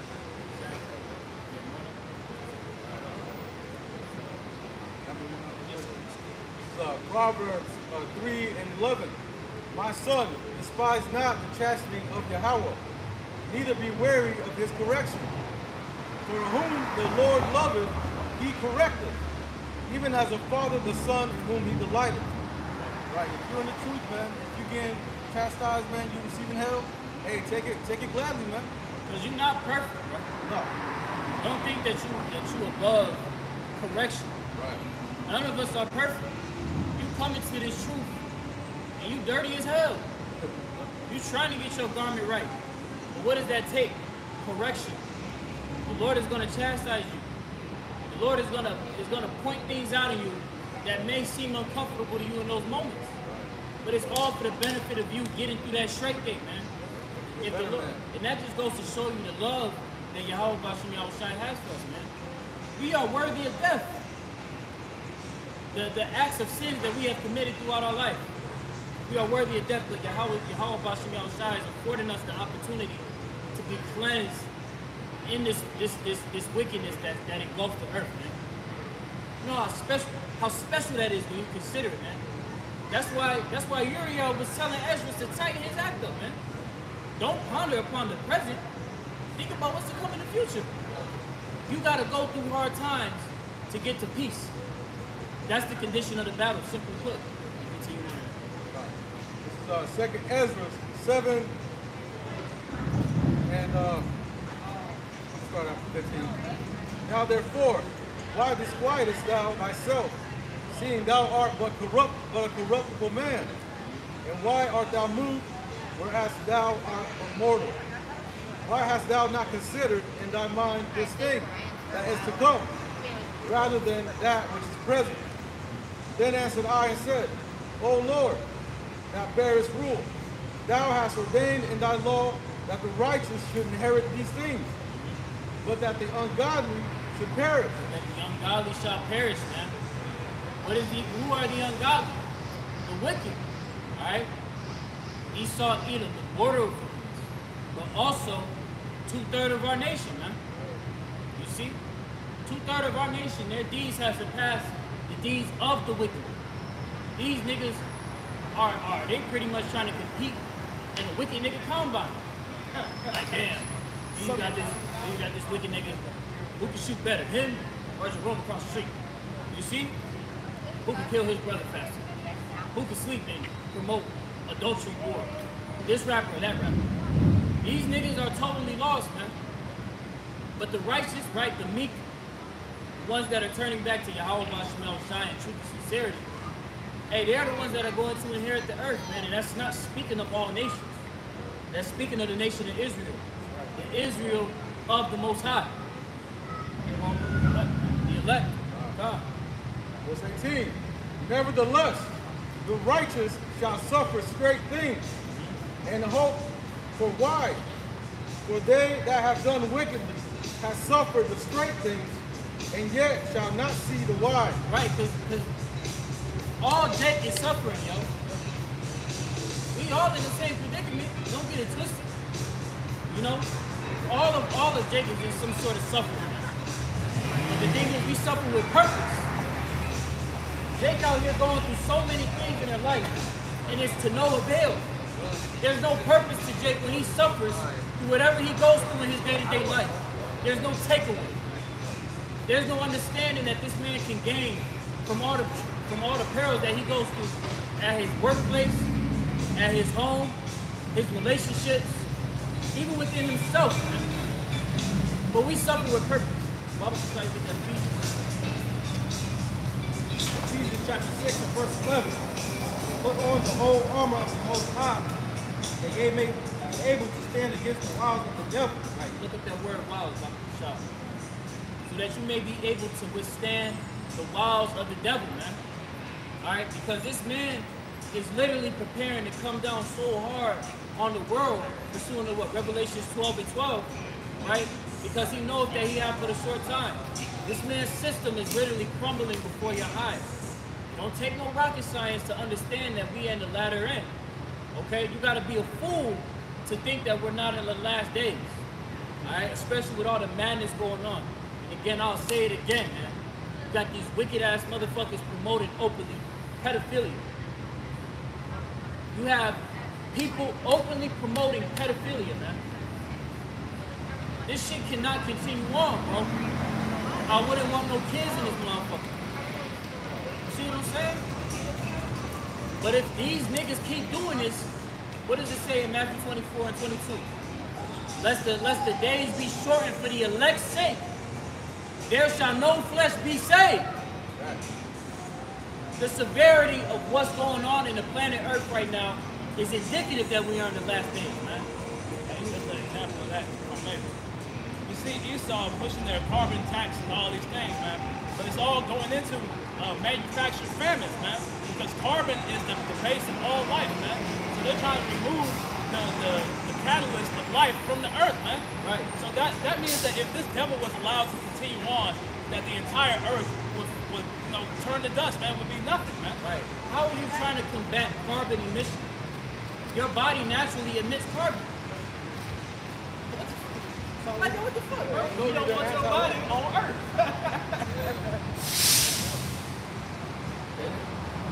Definition for wild. It says cunning arts, deceit, craft, trickery. Right. Craft, trickery, deceit. You gotta be able to you have to put on the whole armor of the Most High. Alright, so that you are able to withstand the craftiness, the trickery, deceit. Because this man is cunning. Don't get me wrong, we give Esau his credit. That motherfucker is cunning. You see? But through the spirit and power of Yahweh Bashem Yahushai, placing that whole armor on, you're able to see through it. But Jake in the world don't see through that shit, man. And they're suffering with no purpose. They suffer to no avail.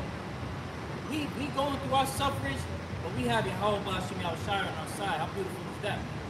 In these last days, that's a time that's never before pursuing the Daniel 12. Pointing to Jake doesn't understand. They don't have the knowledge of their sufferings, man. So they're putting up wicked sacrifices, man. They believe that, going into these church houses, following after these other religions, all these things are going to get them closer to the Lord. But that's a wicked sacrifice going back to the times of Cain and Abel, man. But it's 2 Corinthians 2 and 16. To the one, we are the savor of death unto death, and to the other, the savor of life unto life. And who is sufficient for these things? So Jake, 2/3 are the sufferers, the savor of death unto death, man. So their sacrifice ultimately is going to come in these missiles, man. They're going to have to be that sweet savor that the Lord smells, right? But our sacrifice is out here, man. The time we take for this ministry, the time we take to come out here and preach this word, that's our sacrifice, man. And it's a sacrifice unto life, man. Hey, brother, that's a beautiful point, bro. You see, because, hey, to some people, what we saying is sweet. It's savory. But to others, man, this shit, it smells stinky. It smells shitty. Bitter. You see, it's bitter. And they don't want to accept it, but, hey, reality gonna put it to you, man. All right, your suffrage is gonna bring to no avail. You're just gonna be destined for destruction. Come on to that, bro. No. Second Ezra 7, 19. 7 and 19.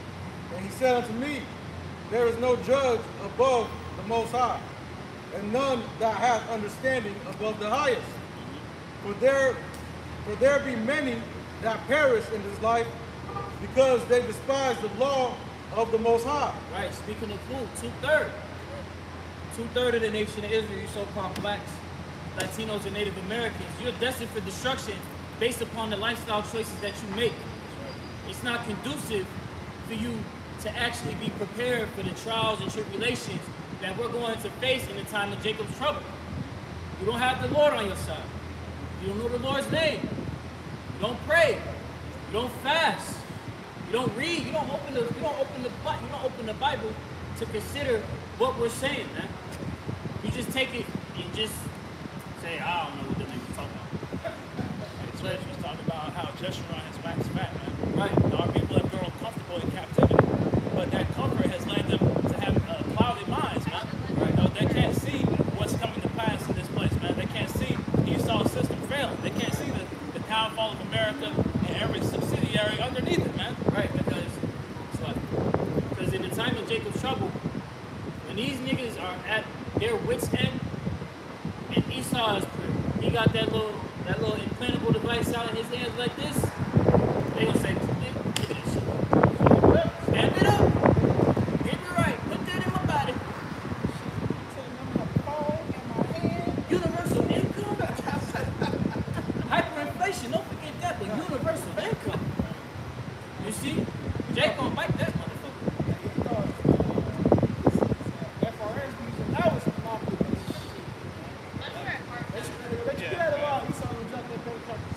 Right. They already talking about that with the carbon tax, man. People getting, they label whatever you spend or whatever you buy, they have an amount of carbon that you're allowed to use for the month. So if you go over that, they shut your account off, man. They already started it in China, and we understand that Esau puts things out in these other smaller countries to test them out before they bring them over here, man. So that's all about to come to America, man. What you see going on in China, really, they have been printing off so much money and trying to squeeze the people so dry, and it got found out the fucking banking system was nothing but a fucking Ponzi scheme. And they was pretty much loaning out money that they didn't fucking have. So when everybody wanted to take their goddamn money out, because they felt like it was an economic collapse coming, hey, the banks had to shut down. They had to shut down, what, 7 national banks, man? From China, man? God damn. And don't be surprised, right, when that happens in Babylon, man. It's coming soon near you. Coming very soon. Because here it is, you had the Fed, the U.S. government, because you have to understand, America and the Fed are two separate entities, all right? The Federal Reserve Bank is a private-owned bank. So America, when they were able to print all of that monopoly money, right, that fiat, they were getting borrowed money from the Fed. And they were pumping out so much dollars, but dollars have to match business, don't they? You got niggas sitting at home You got billions of dollars being printed. To what avail? Nothing. Hey, that devil, Yuval Noah Harari, he was basically saying how there's too much money in American bank accounts, man. So they're gonna basically devalue the cash to a point where it's not even worth anything anymore, man. It's gonna be completely useless. You're gonna have millions of dollars in your account, but there's not gonna be any money in the banks. There's not gonna be any cash, no physical currency floating around anywhere, man, because they're trying to get rid of that system. See, Germany after World War II, pretty much motherfuckers had trillions of dollars, had to take that shit to burn it in the winter time. You know what I'm saying? So that's how useless the money is getting, man. And which is probably get this devil's very recent. They can't even use it because it's a shortage right now. Yeah.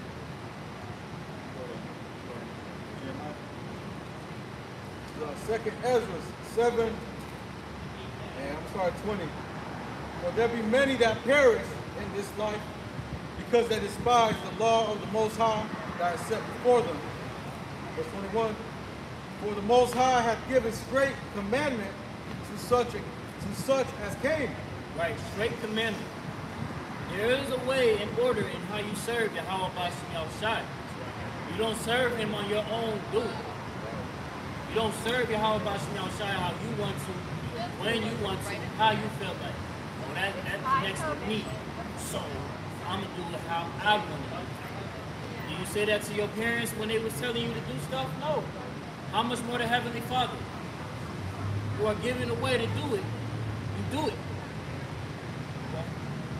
Some motherfuckers think that buying a Jesus piece, they all set, they're good. All right. You get a Jesus piece, get dunked in water next Sunday, and you're good to go. Keep being a nigga, you're good to go. The comment words, man. Hey, I know the man that how about you out shot.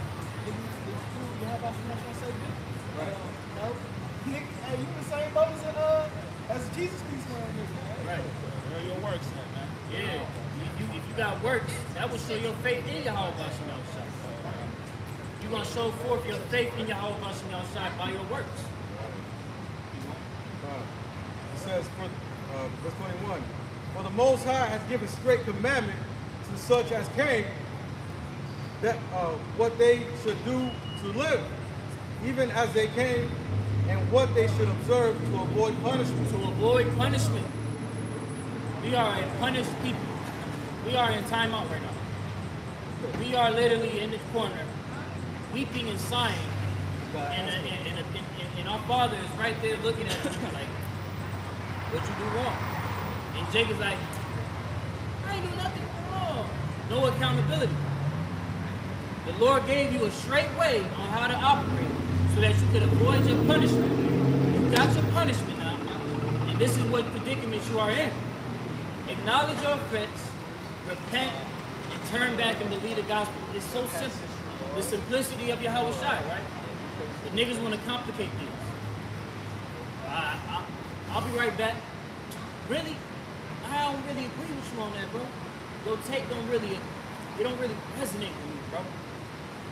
But at the end of the day, it's only one way. There's no other way that you could try and come into this way, man. Going back to that straight path. Jeremiah 8 and verse 5. Why then is this people of Jerusalem slidden back by a perpetual backsliding? They hold fast deceit and refuse to return. Right, man. Hey, our people hold fast to the seats, man. Hey, man, the lies of the world, man. Hey, think about how many times the Lord saved our people out of captivity. And our people knew the Lord got us out of captivity and went back to doing the same shit that got them back. Hey, Jacob's a habitual line crosser, man. You know what I'm saying? That's why we stay in this state. Verse 6. I hearkened and heard, but they spake not aright. Right, man. Hey, we listen to what the fuck our people saying. And when we talking to them, we talking to them. Even if we got Jacob sometimes come up, talk, man. Hey, these niggas ain't talking right, man. I ain't hurting nobody. I ain't hurting the way you say. Even worse than say. Right. Hey, nigga, this goes back to business. You know what I'm saying? Hey, if you ain't serving how much you want to shot, you ain't doing your job as a Israelite. What's going on? No man repented him of his wickedness. Jacob ultimately don't want to return. They don't want to repent. brother said. So we can get the fuck on about it. What does that equate to? Pride. What is pride? What does Scripture say about pride? Pride goes before destruction. It's all tying together. My niggas gotta go.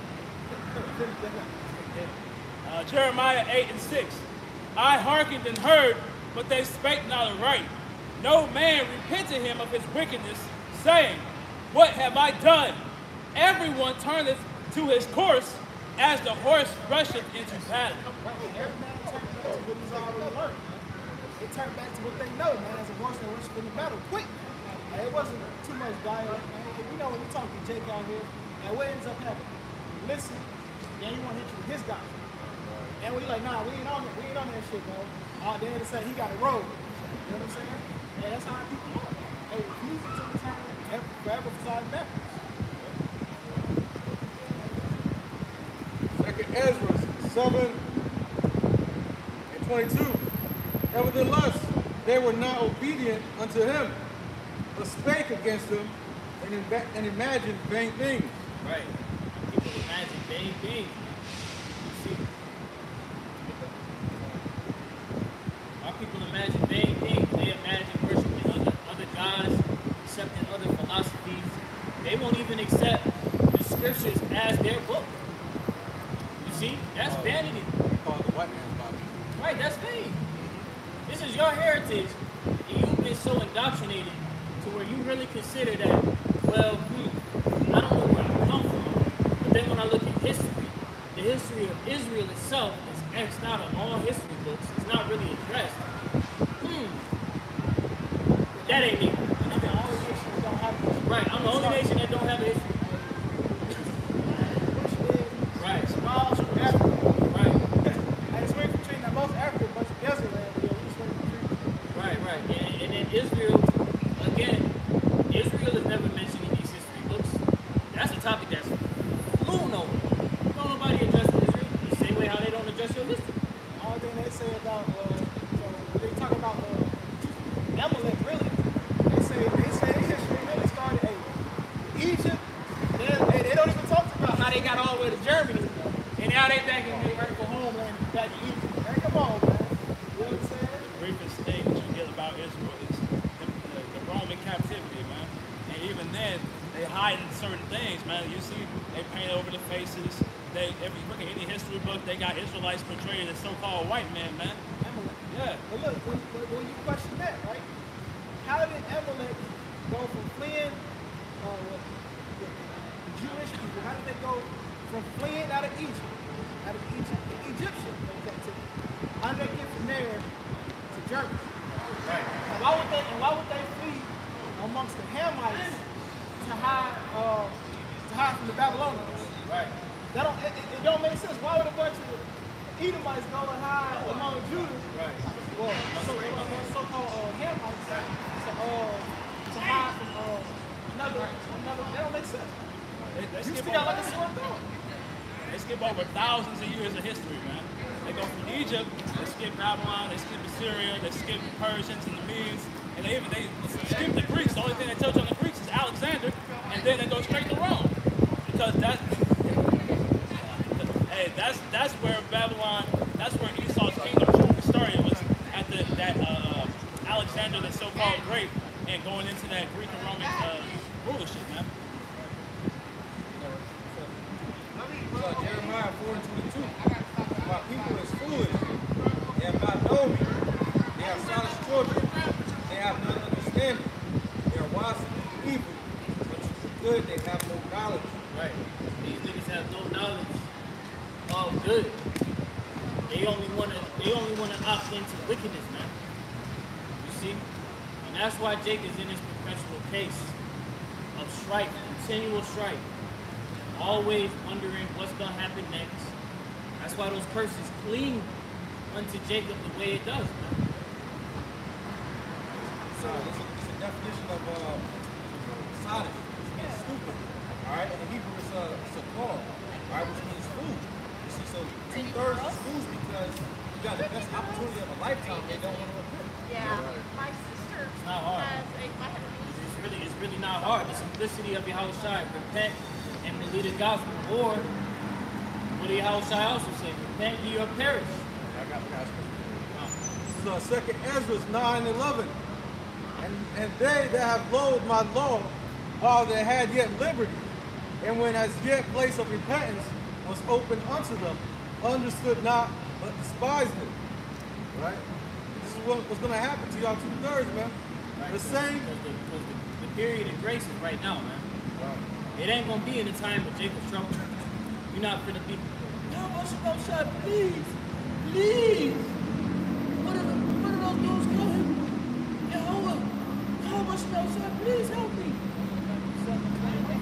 Yeah. Say, Lord, Lord.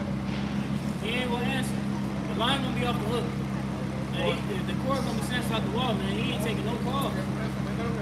Doors and first are closing fast. That, we're about to go into times that are worse than the flood, man. So the spiritual ark is being prepared right now, man. But once those doors are closed, man, you're gonna be left in the flood of fire, man. 2 Ezra 9:11. And they that have loathed my law while they had yet liberty, and when yet place of repentance was open unto them, understood not but despised it. The same must know it after death by pain. You don't know it, man, but you're going to perish in that nuclear fire. You're going to be cooking that shit. And then after that, you're going to come back and be right to the mind and enjoy the kingdom, man. What you saying? Niggas don't have to play with us. Hard. You're going to have to learn the hard way. You gonna be righteous one way or the other, but you got to take the ass. Yeah. Niggas say you gotta teach people hard way. Your spirit gonna be in that bitch. Burning. Crispy. Because it ain't about the flesh, man. The flesh is nothing more than a vessel for your spirit. Your spirit is what's gonna be burning in that bitch. To you wicked ass niggas that consider, well, if we gonna die, we just gonna die immediately. It's a nuke. It's gonna hit me, right? If you just die, well, I'm gonna just be reborn. I'm gonna just go into the heaven. I'm gonna be reborn. No. Your spirit is what's gonna be purged in that fire, man. It ain't about your flesh. You see? Go back to that. Yeah, like y'all, it's 1 Timothy 5:6, it says, but she that liveth in pleasure is dead while she liveth. So those that sow to the flesh, they just walk dead man. See, you don't ultimately get that the loose. You live a life with no purpose. If you are not following Yahweh outside, that's straightforward, man. You see? They just live to die, man. Wait, they got a dude with your name on it. Right. Just living and die, we dying to live. Right. How it involved your name and everything else. See, the way you got to suffer. Whether you go through that fire righteously or straight, they take the heat. All Israel is gonna be clean. Don't get it wrong. That's why I leave a who Jake and take the road that ain't gonna really, you know what I'm saying, hurt your ass.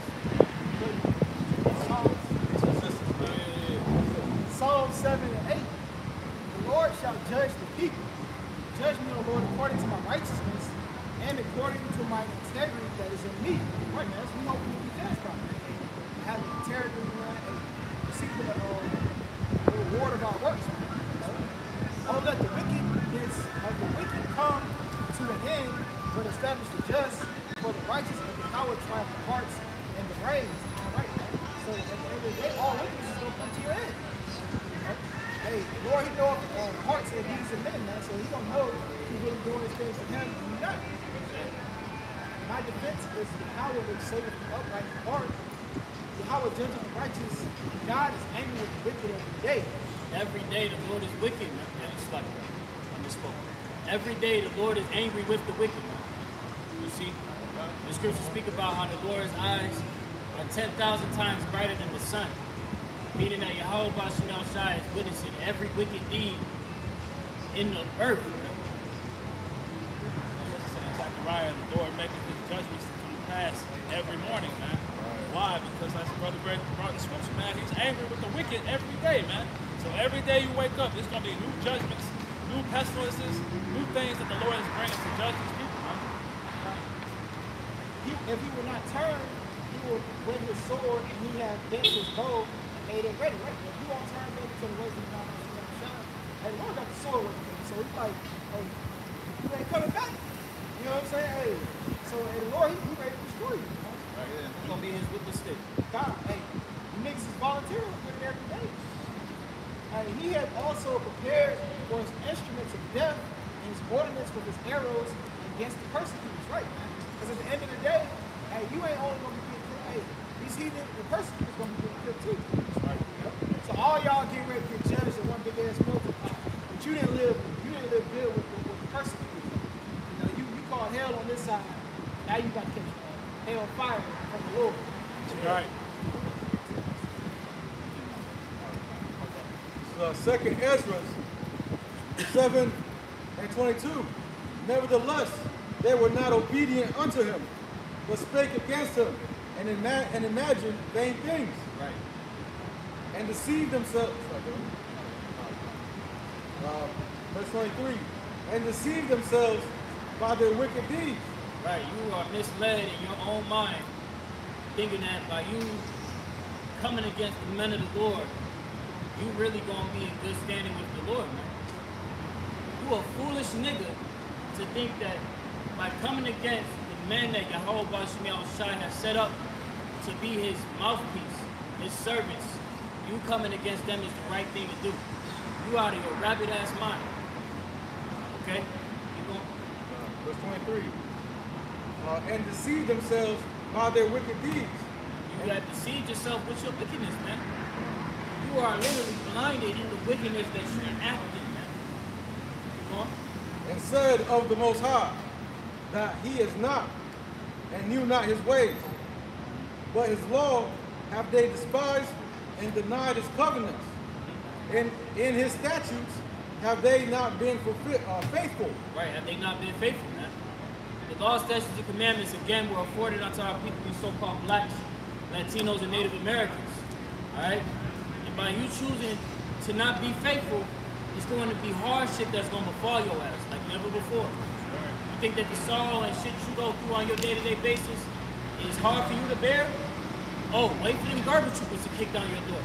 See how hard shit really going to be. When your baby over there looking hungry, and you hungrier, and you finna go ahead and cook that bitch. You see? Exactly. See if those vain imaginations that you had is going to be able to deliver you in that time. You see? Because your constant misuse of the prophets have misled you to this very point. You misuse the mouthpiece of Yahweh Bashim Yahushai, who was literally telling you to take heed to the warning. Jake, get in order. Get in order, as the brother was going into earlier. It's imperative that you get in order.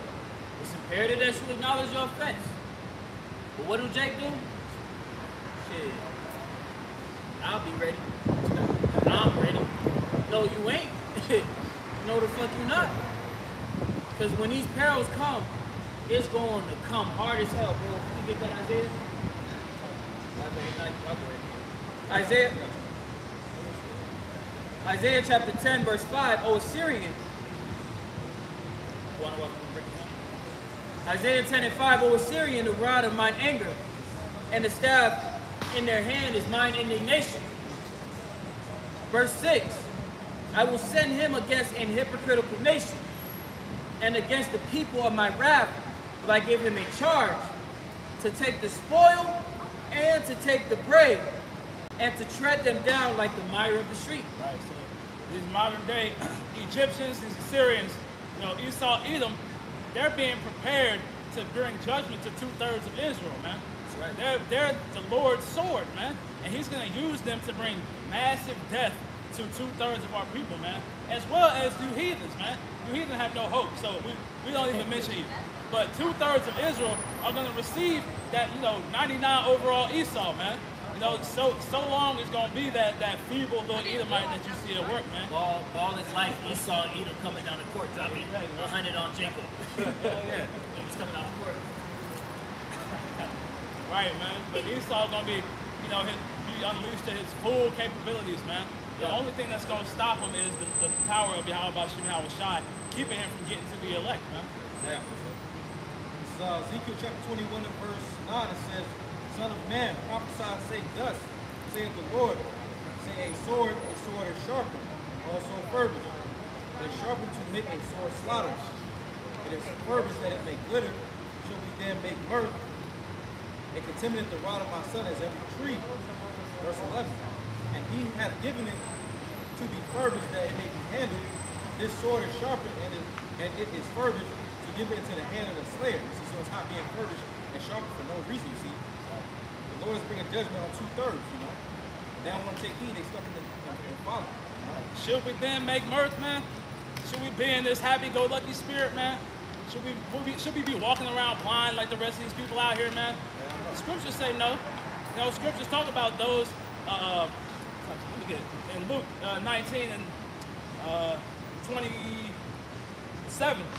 But those mine enemies, which would not that I should reign over them, bring hither and slay them before me, man. So the people who refuse to hearken unto the message, the people who badmouth the prophets, you scoffers and you scorners, you know, you 2/3 of Jake who refuse to listen, you're going against Yahweh Bashim Yahweh Shai, man. You're being counted as an enemy of the Lord, man. So you're going to meet that sword, man. You're going to meet a terrible death, as the brother read, man. You're going, what it say, they shall know it by death, by pain, man. You're going against omnipotence, man. The Lord is literally charting your own steps. Are you seriously prepared to go toe-to-toe with that? You finna go toe-to-toe with the chess master. He ahead of you 100 steps. He literally charting your steps, man. What's considered the Lord is a man of war. So he's the master of tactics. This is Ephesians chapter 5 and verse 14. Wherefore he saith, awake thou that sleepest, and arise from the dead, and the Mashiach shall give thee light. All right, awake from this place, man. Awake from these Babylonian philosophies, man. Come into the true life, man. It's the rocket talks about we were given the law of life for inheritance, man. Our true heritage is immortality, man. It's everlasting life. But the wages of sin, which we did, man, which we in these chains of darkness were subject to sin. The wages of sin is death, man. So we have to awake out of this place, man. That what's Michael? God, we gotta awake and depart, man, spiritually. Like Brother Rawam has said, man, we dying to live. You have to actually understand, firstly, where you went wrong, how you can correct yourself, and what to look forward to in the future, man. We are talking about an overhaul to how our nation is going to function. Any true person of a nation should want that standard to be lifted up for their people, man. And that's what we openly declare and behoove our people to come into. A standard. Verse 15. See then that ye walk circumspectly, not as fools, but as wise. Pay attention, man. Walk circumspectly. The prefix circum means to look around, man. Look around at what's happening. See all the plagues and pestilences, man. See the death and destruction that's around the corner, man. See World War III that's on the horizon. See the collapse of this economy, man. All these things is us walking circumspectly, not as fools as these people out here, these Babylonians, but as wise, man. Because why? We've been given the wisdom, knowledge, and understanding by Yahweh Bashim Yahweh Shai. What does Isaiah 33 and 6 say?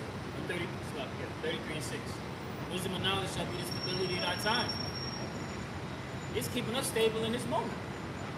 You got niggas out here that are, you have a bulk of the Babylonian American workforce that's about to experience job cuts, layoffs. You think niggas is really prepared for that? Niggas don't even have a dime to save with the hyperinflation and just the overall day-to-day. Jake don't have the means to save. Are you prepared for at least 1 week of no work? Jake don't have the means for that shit. That's the sorrows, man. Yeah. You know, the scriptures go into how a man shall travail as a woman with child, man. It's because they're not gonna know what to do, man. They have no hope. They have no light, man. Right. You know, we go into a lot, man. How the level of what's the word? Basically, suicide levels have reached all-time highs among Jake, man. And that's not an Israelite thing, man. That's Esau, man. That's something Esau do. But because they've hearkened unto Esau's ways, man, because they gave their self over to this Babylonian system, they're coming in the same stead as these heathen, man. And that just goes to show you how destroyed our people are, man. Because like you said, that's some Edomite shit. Esau, when something don't go his way, he hit the floor, roll like a baby, and contemplate jumping off the building the next day. But Jake, you really got to put Jake through some shit, as resilient as we are, to be on some suicidal like shit. You understand? Showing you, like you said, bro, the state of our people, man. We are in a bad predicament. Those who don't adhere to Yahweh Shai, the ones that do, we are in a beautiful predicament, man. We're going to be stable in these times that we're coming into. Right. I mean, just take into account if we didn't have Yahweh Shai, and we knew all this was coming, we'll be bugging out too. But knowing that we have the Lord and we trust him that Yahweh Shai will take care of us in that day that's coming, man, and that Jacob's trouble. Because, man, I'm telling you, if we did it, and we'd be through out here. There'd be no hope. It's a beautiful thing to have this truth, man. Not everyone is afforded. Right. Verse 16, redeeming the time because the days are evil.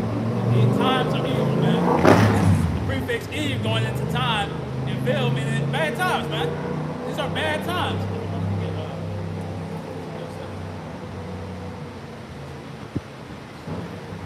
Because we're going into the worst times known to man, as mentioned in Daniel 1st chapter, or 12 chapter. But we're going into the worst times known to man, man. And we have to be spiritually prepared, because without Yahweh Shai, we're going to fall victim to these plagues and pestilences, man. It's Ezekiel chapter 7, verse 5. Thus saith the Lord Yahweh power, and evil and only evil, behold, is come. Evil and only evil, man. No good, only evil, man. Only bad times, man. Like we mentioned earlier, this is the beginning of sorrows, man. What's the middle of sorrows going to look like, man? We're going to be, exactly, it's going to get worse before it gets worse, man. We're in a position where we can still come out on the highways and byways, but there's going to be a time where all this is shut down, man. There's going to be no cars on the streets, no people out here. Everybody's going to be locked up in the house, going through their depression, man. Because exactly, bro. The evils and only evils are come, man. The worst case scenario for every situation is about to befall these Babylonians, man. Verse 17. Read that verse 6.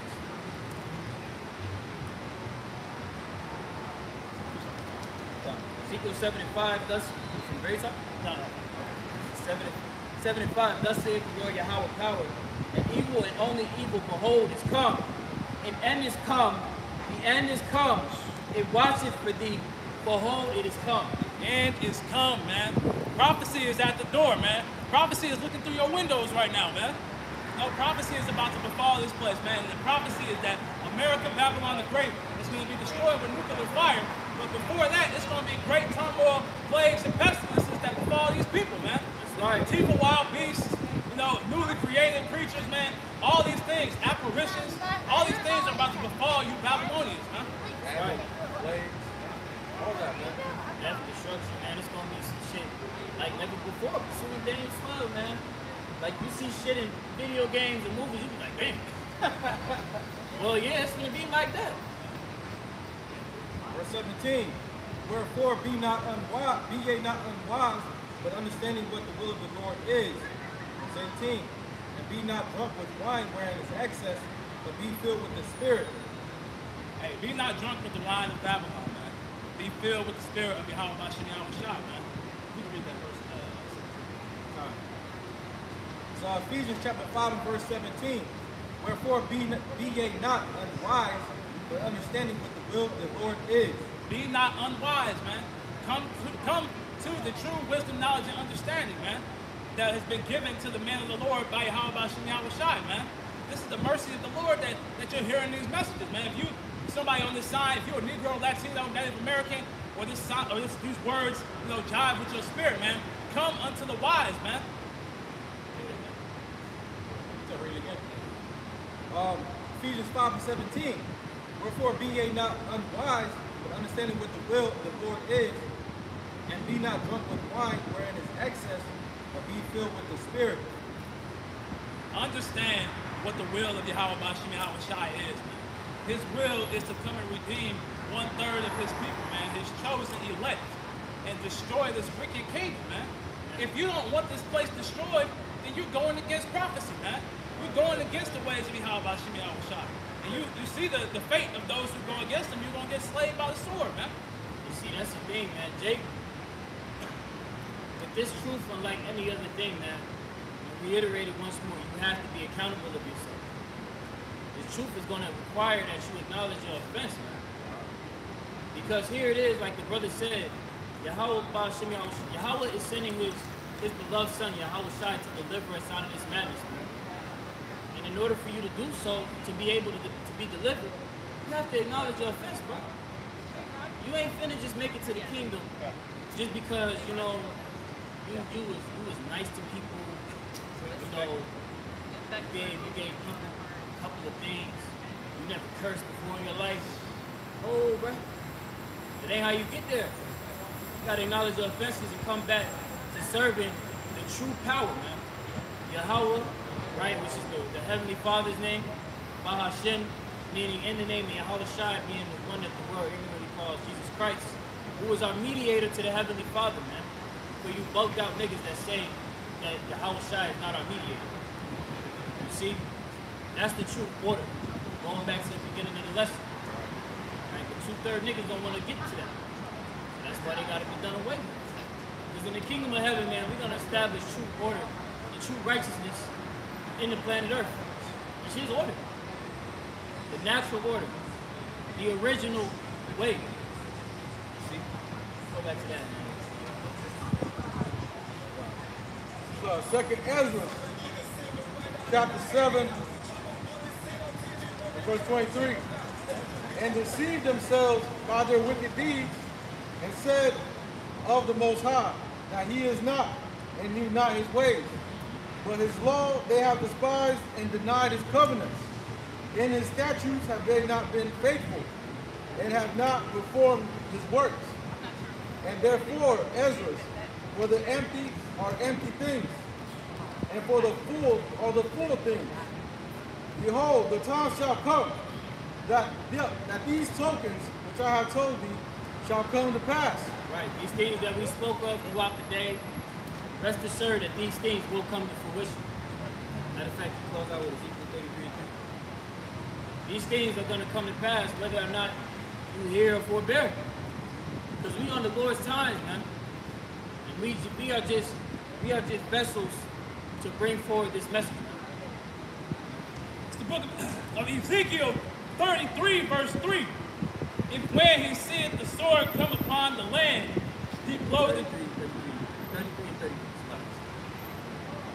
Ezekiel 33 and 33. And when this cometh to pass, lo, it will come. Lo, it will come. Things we've been speaking on. These things are going to come to fruition. The Karagma, the nuclear destruction, Jacob's trouble. These things will happen in your lifetime. Keep going. Lo, it will come.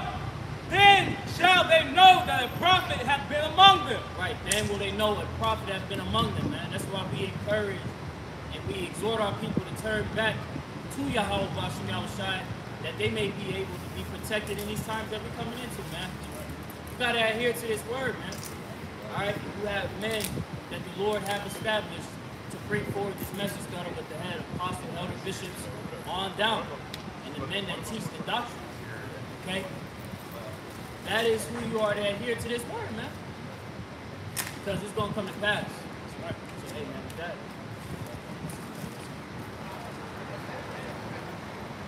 With that, man, Lord's willing, man, this lesson is edifying. We give all praises, honor, and glory to Yahweh, Bahashem, Yahushai, Bahashem, Rakakwadash. Double honors again to our elders and apostles, a great millstone talking this truth. Peace and blessing to you, brothers, and pushing this truth with our righteousness and sincerity, man. You know what I'm saying? And shalom. Shalom. Kwam Yasharala. Kwam Yasharala. Abad the ball. Abba Babo.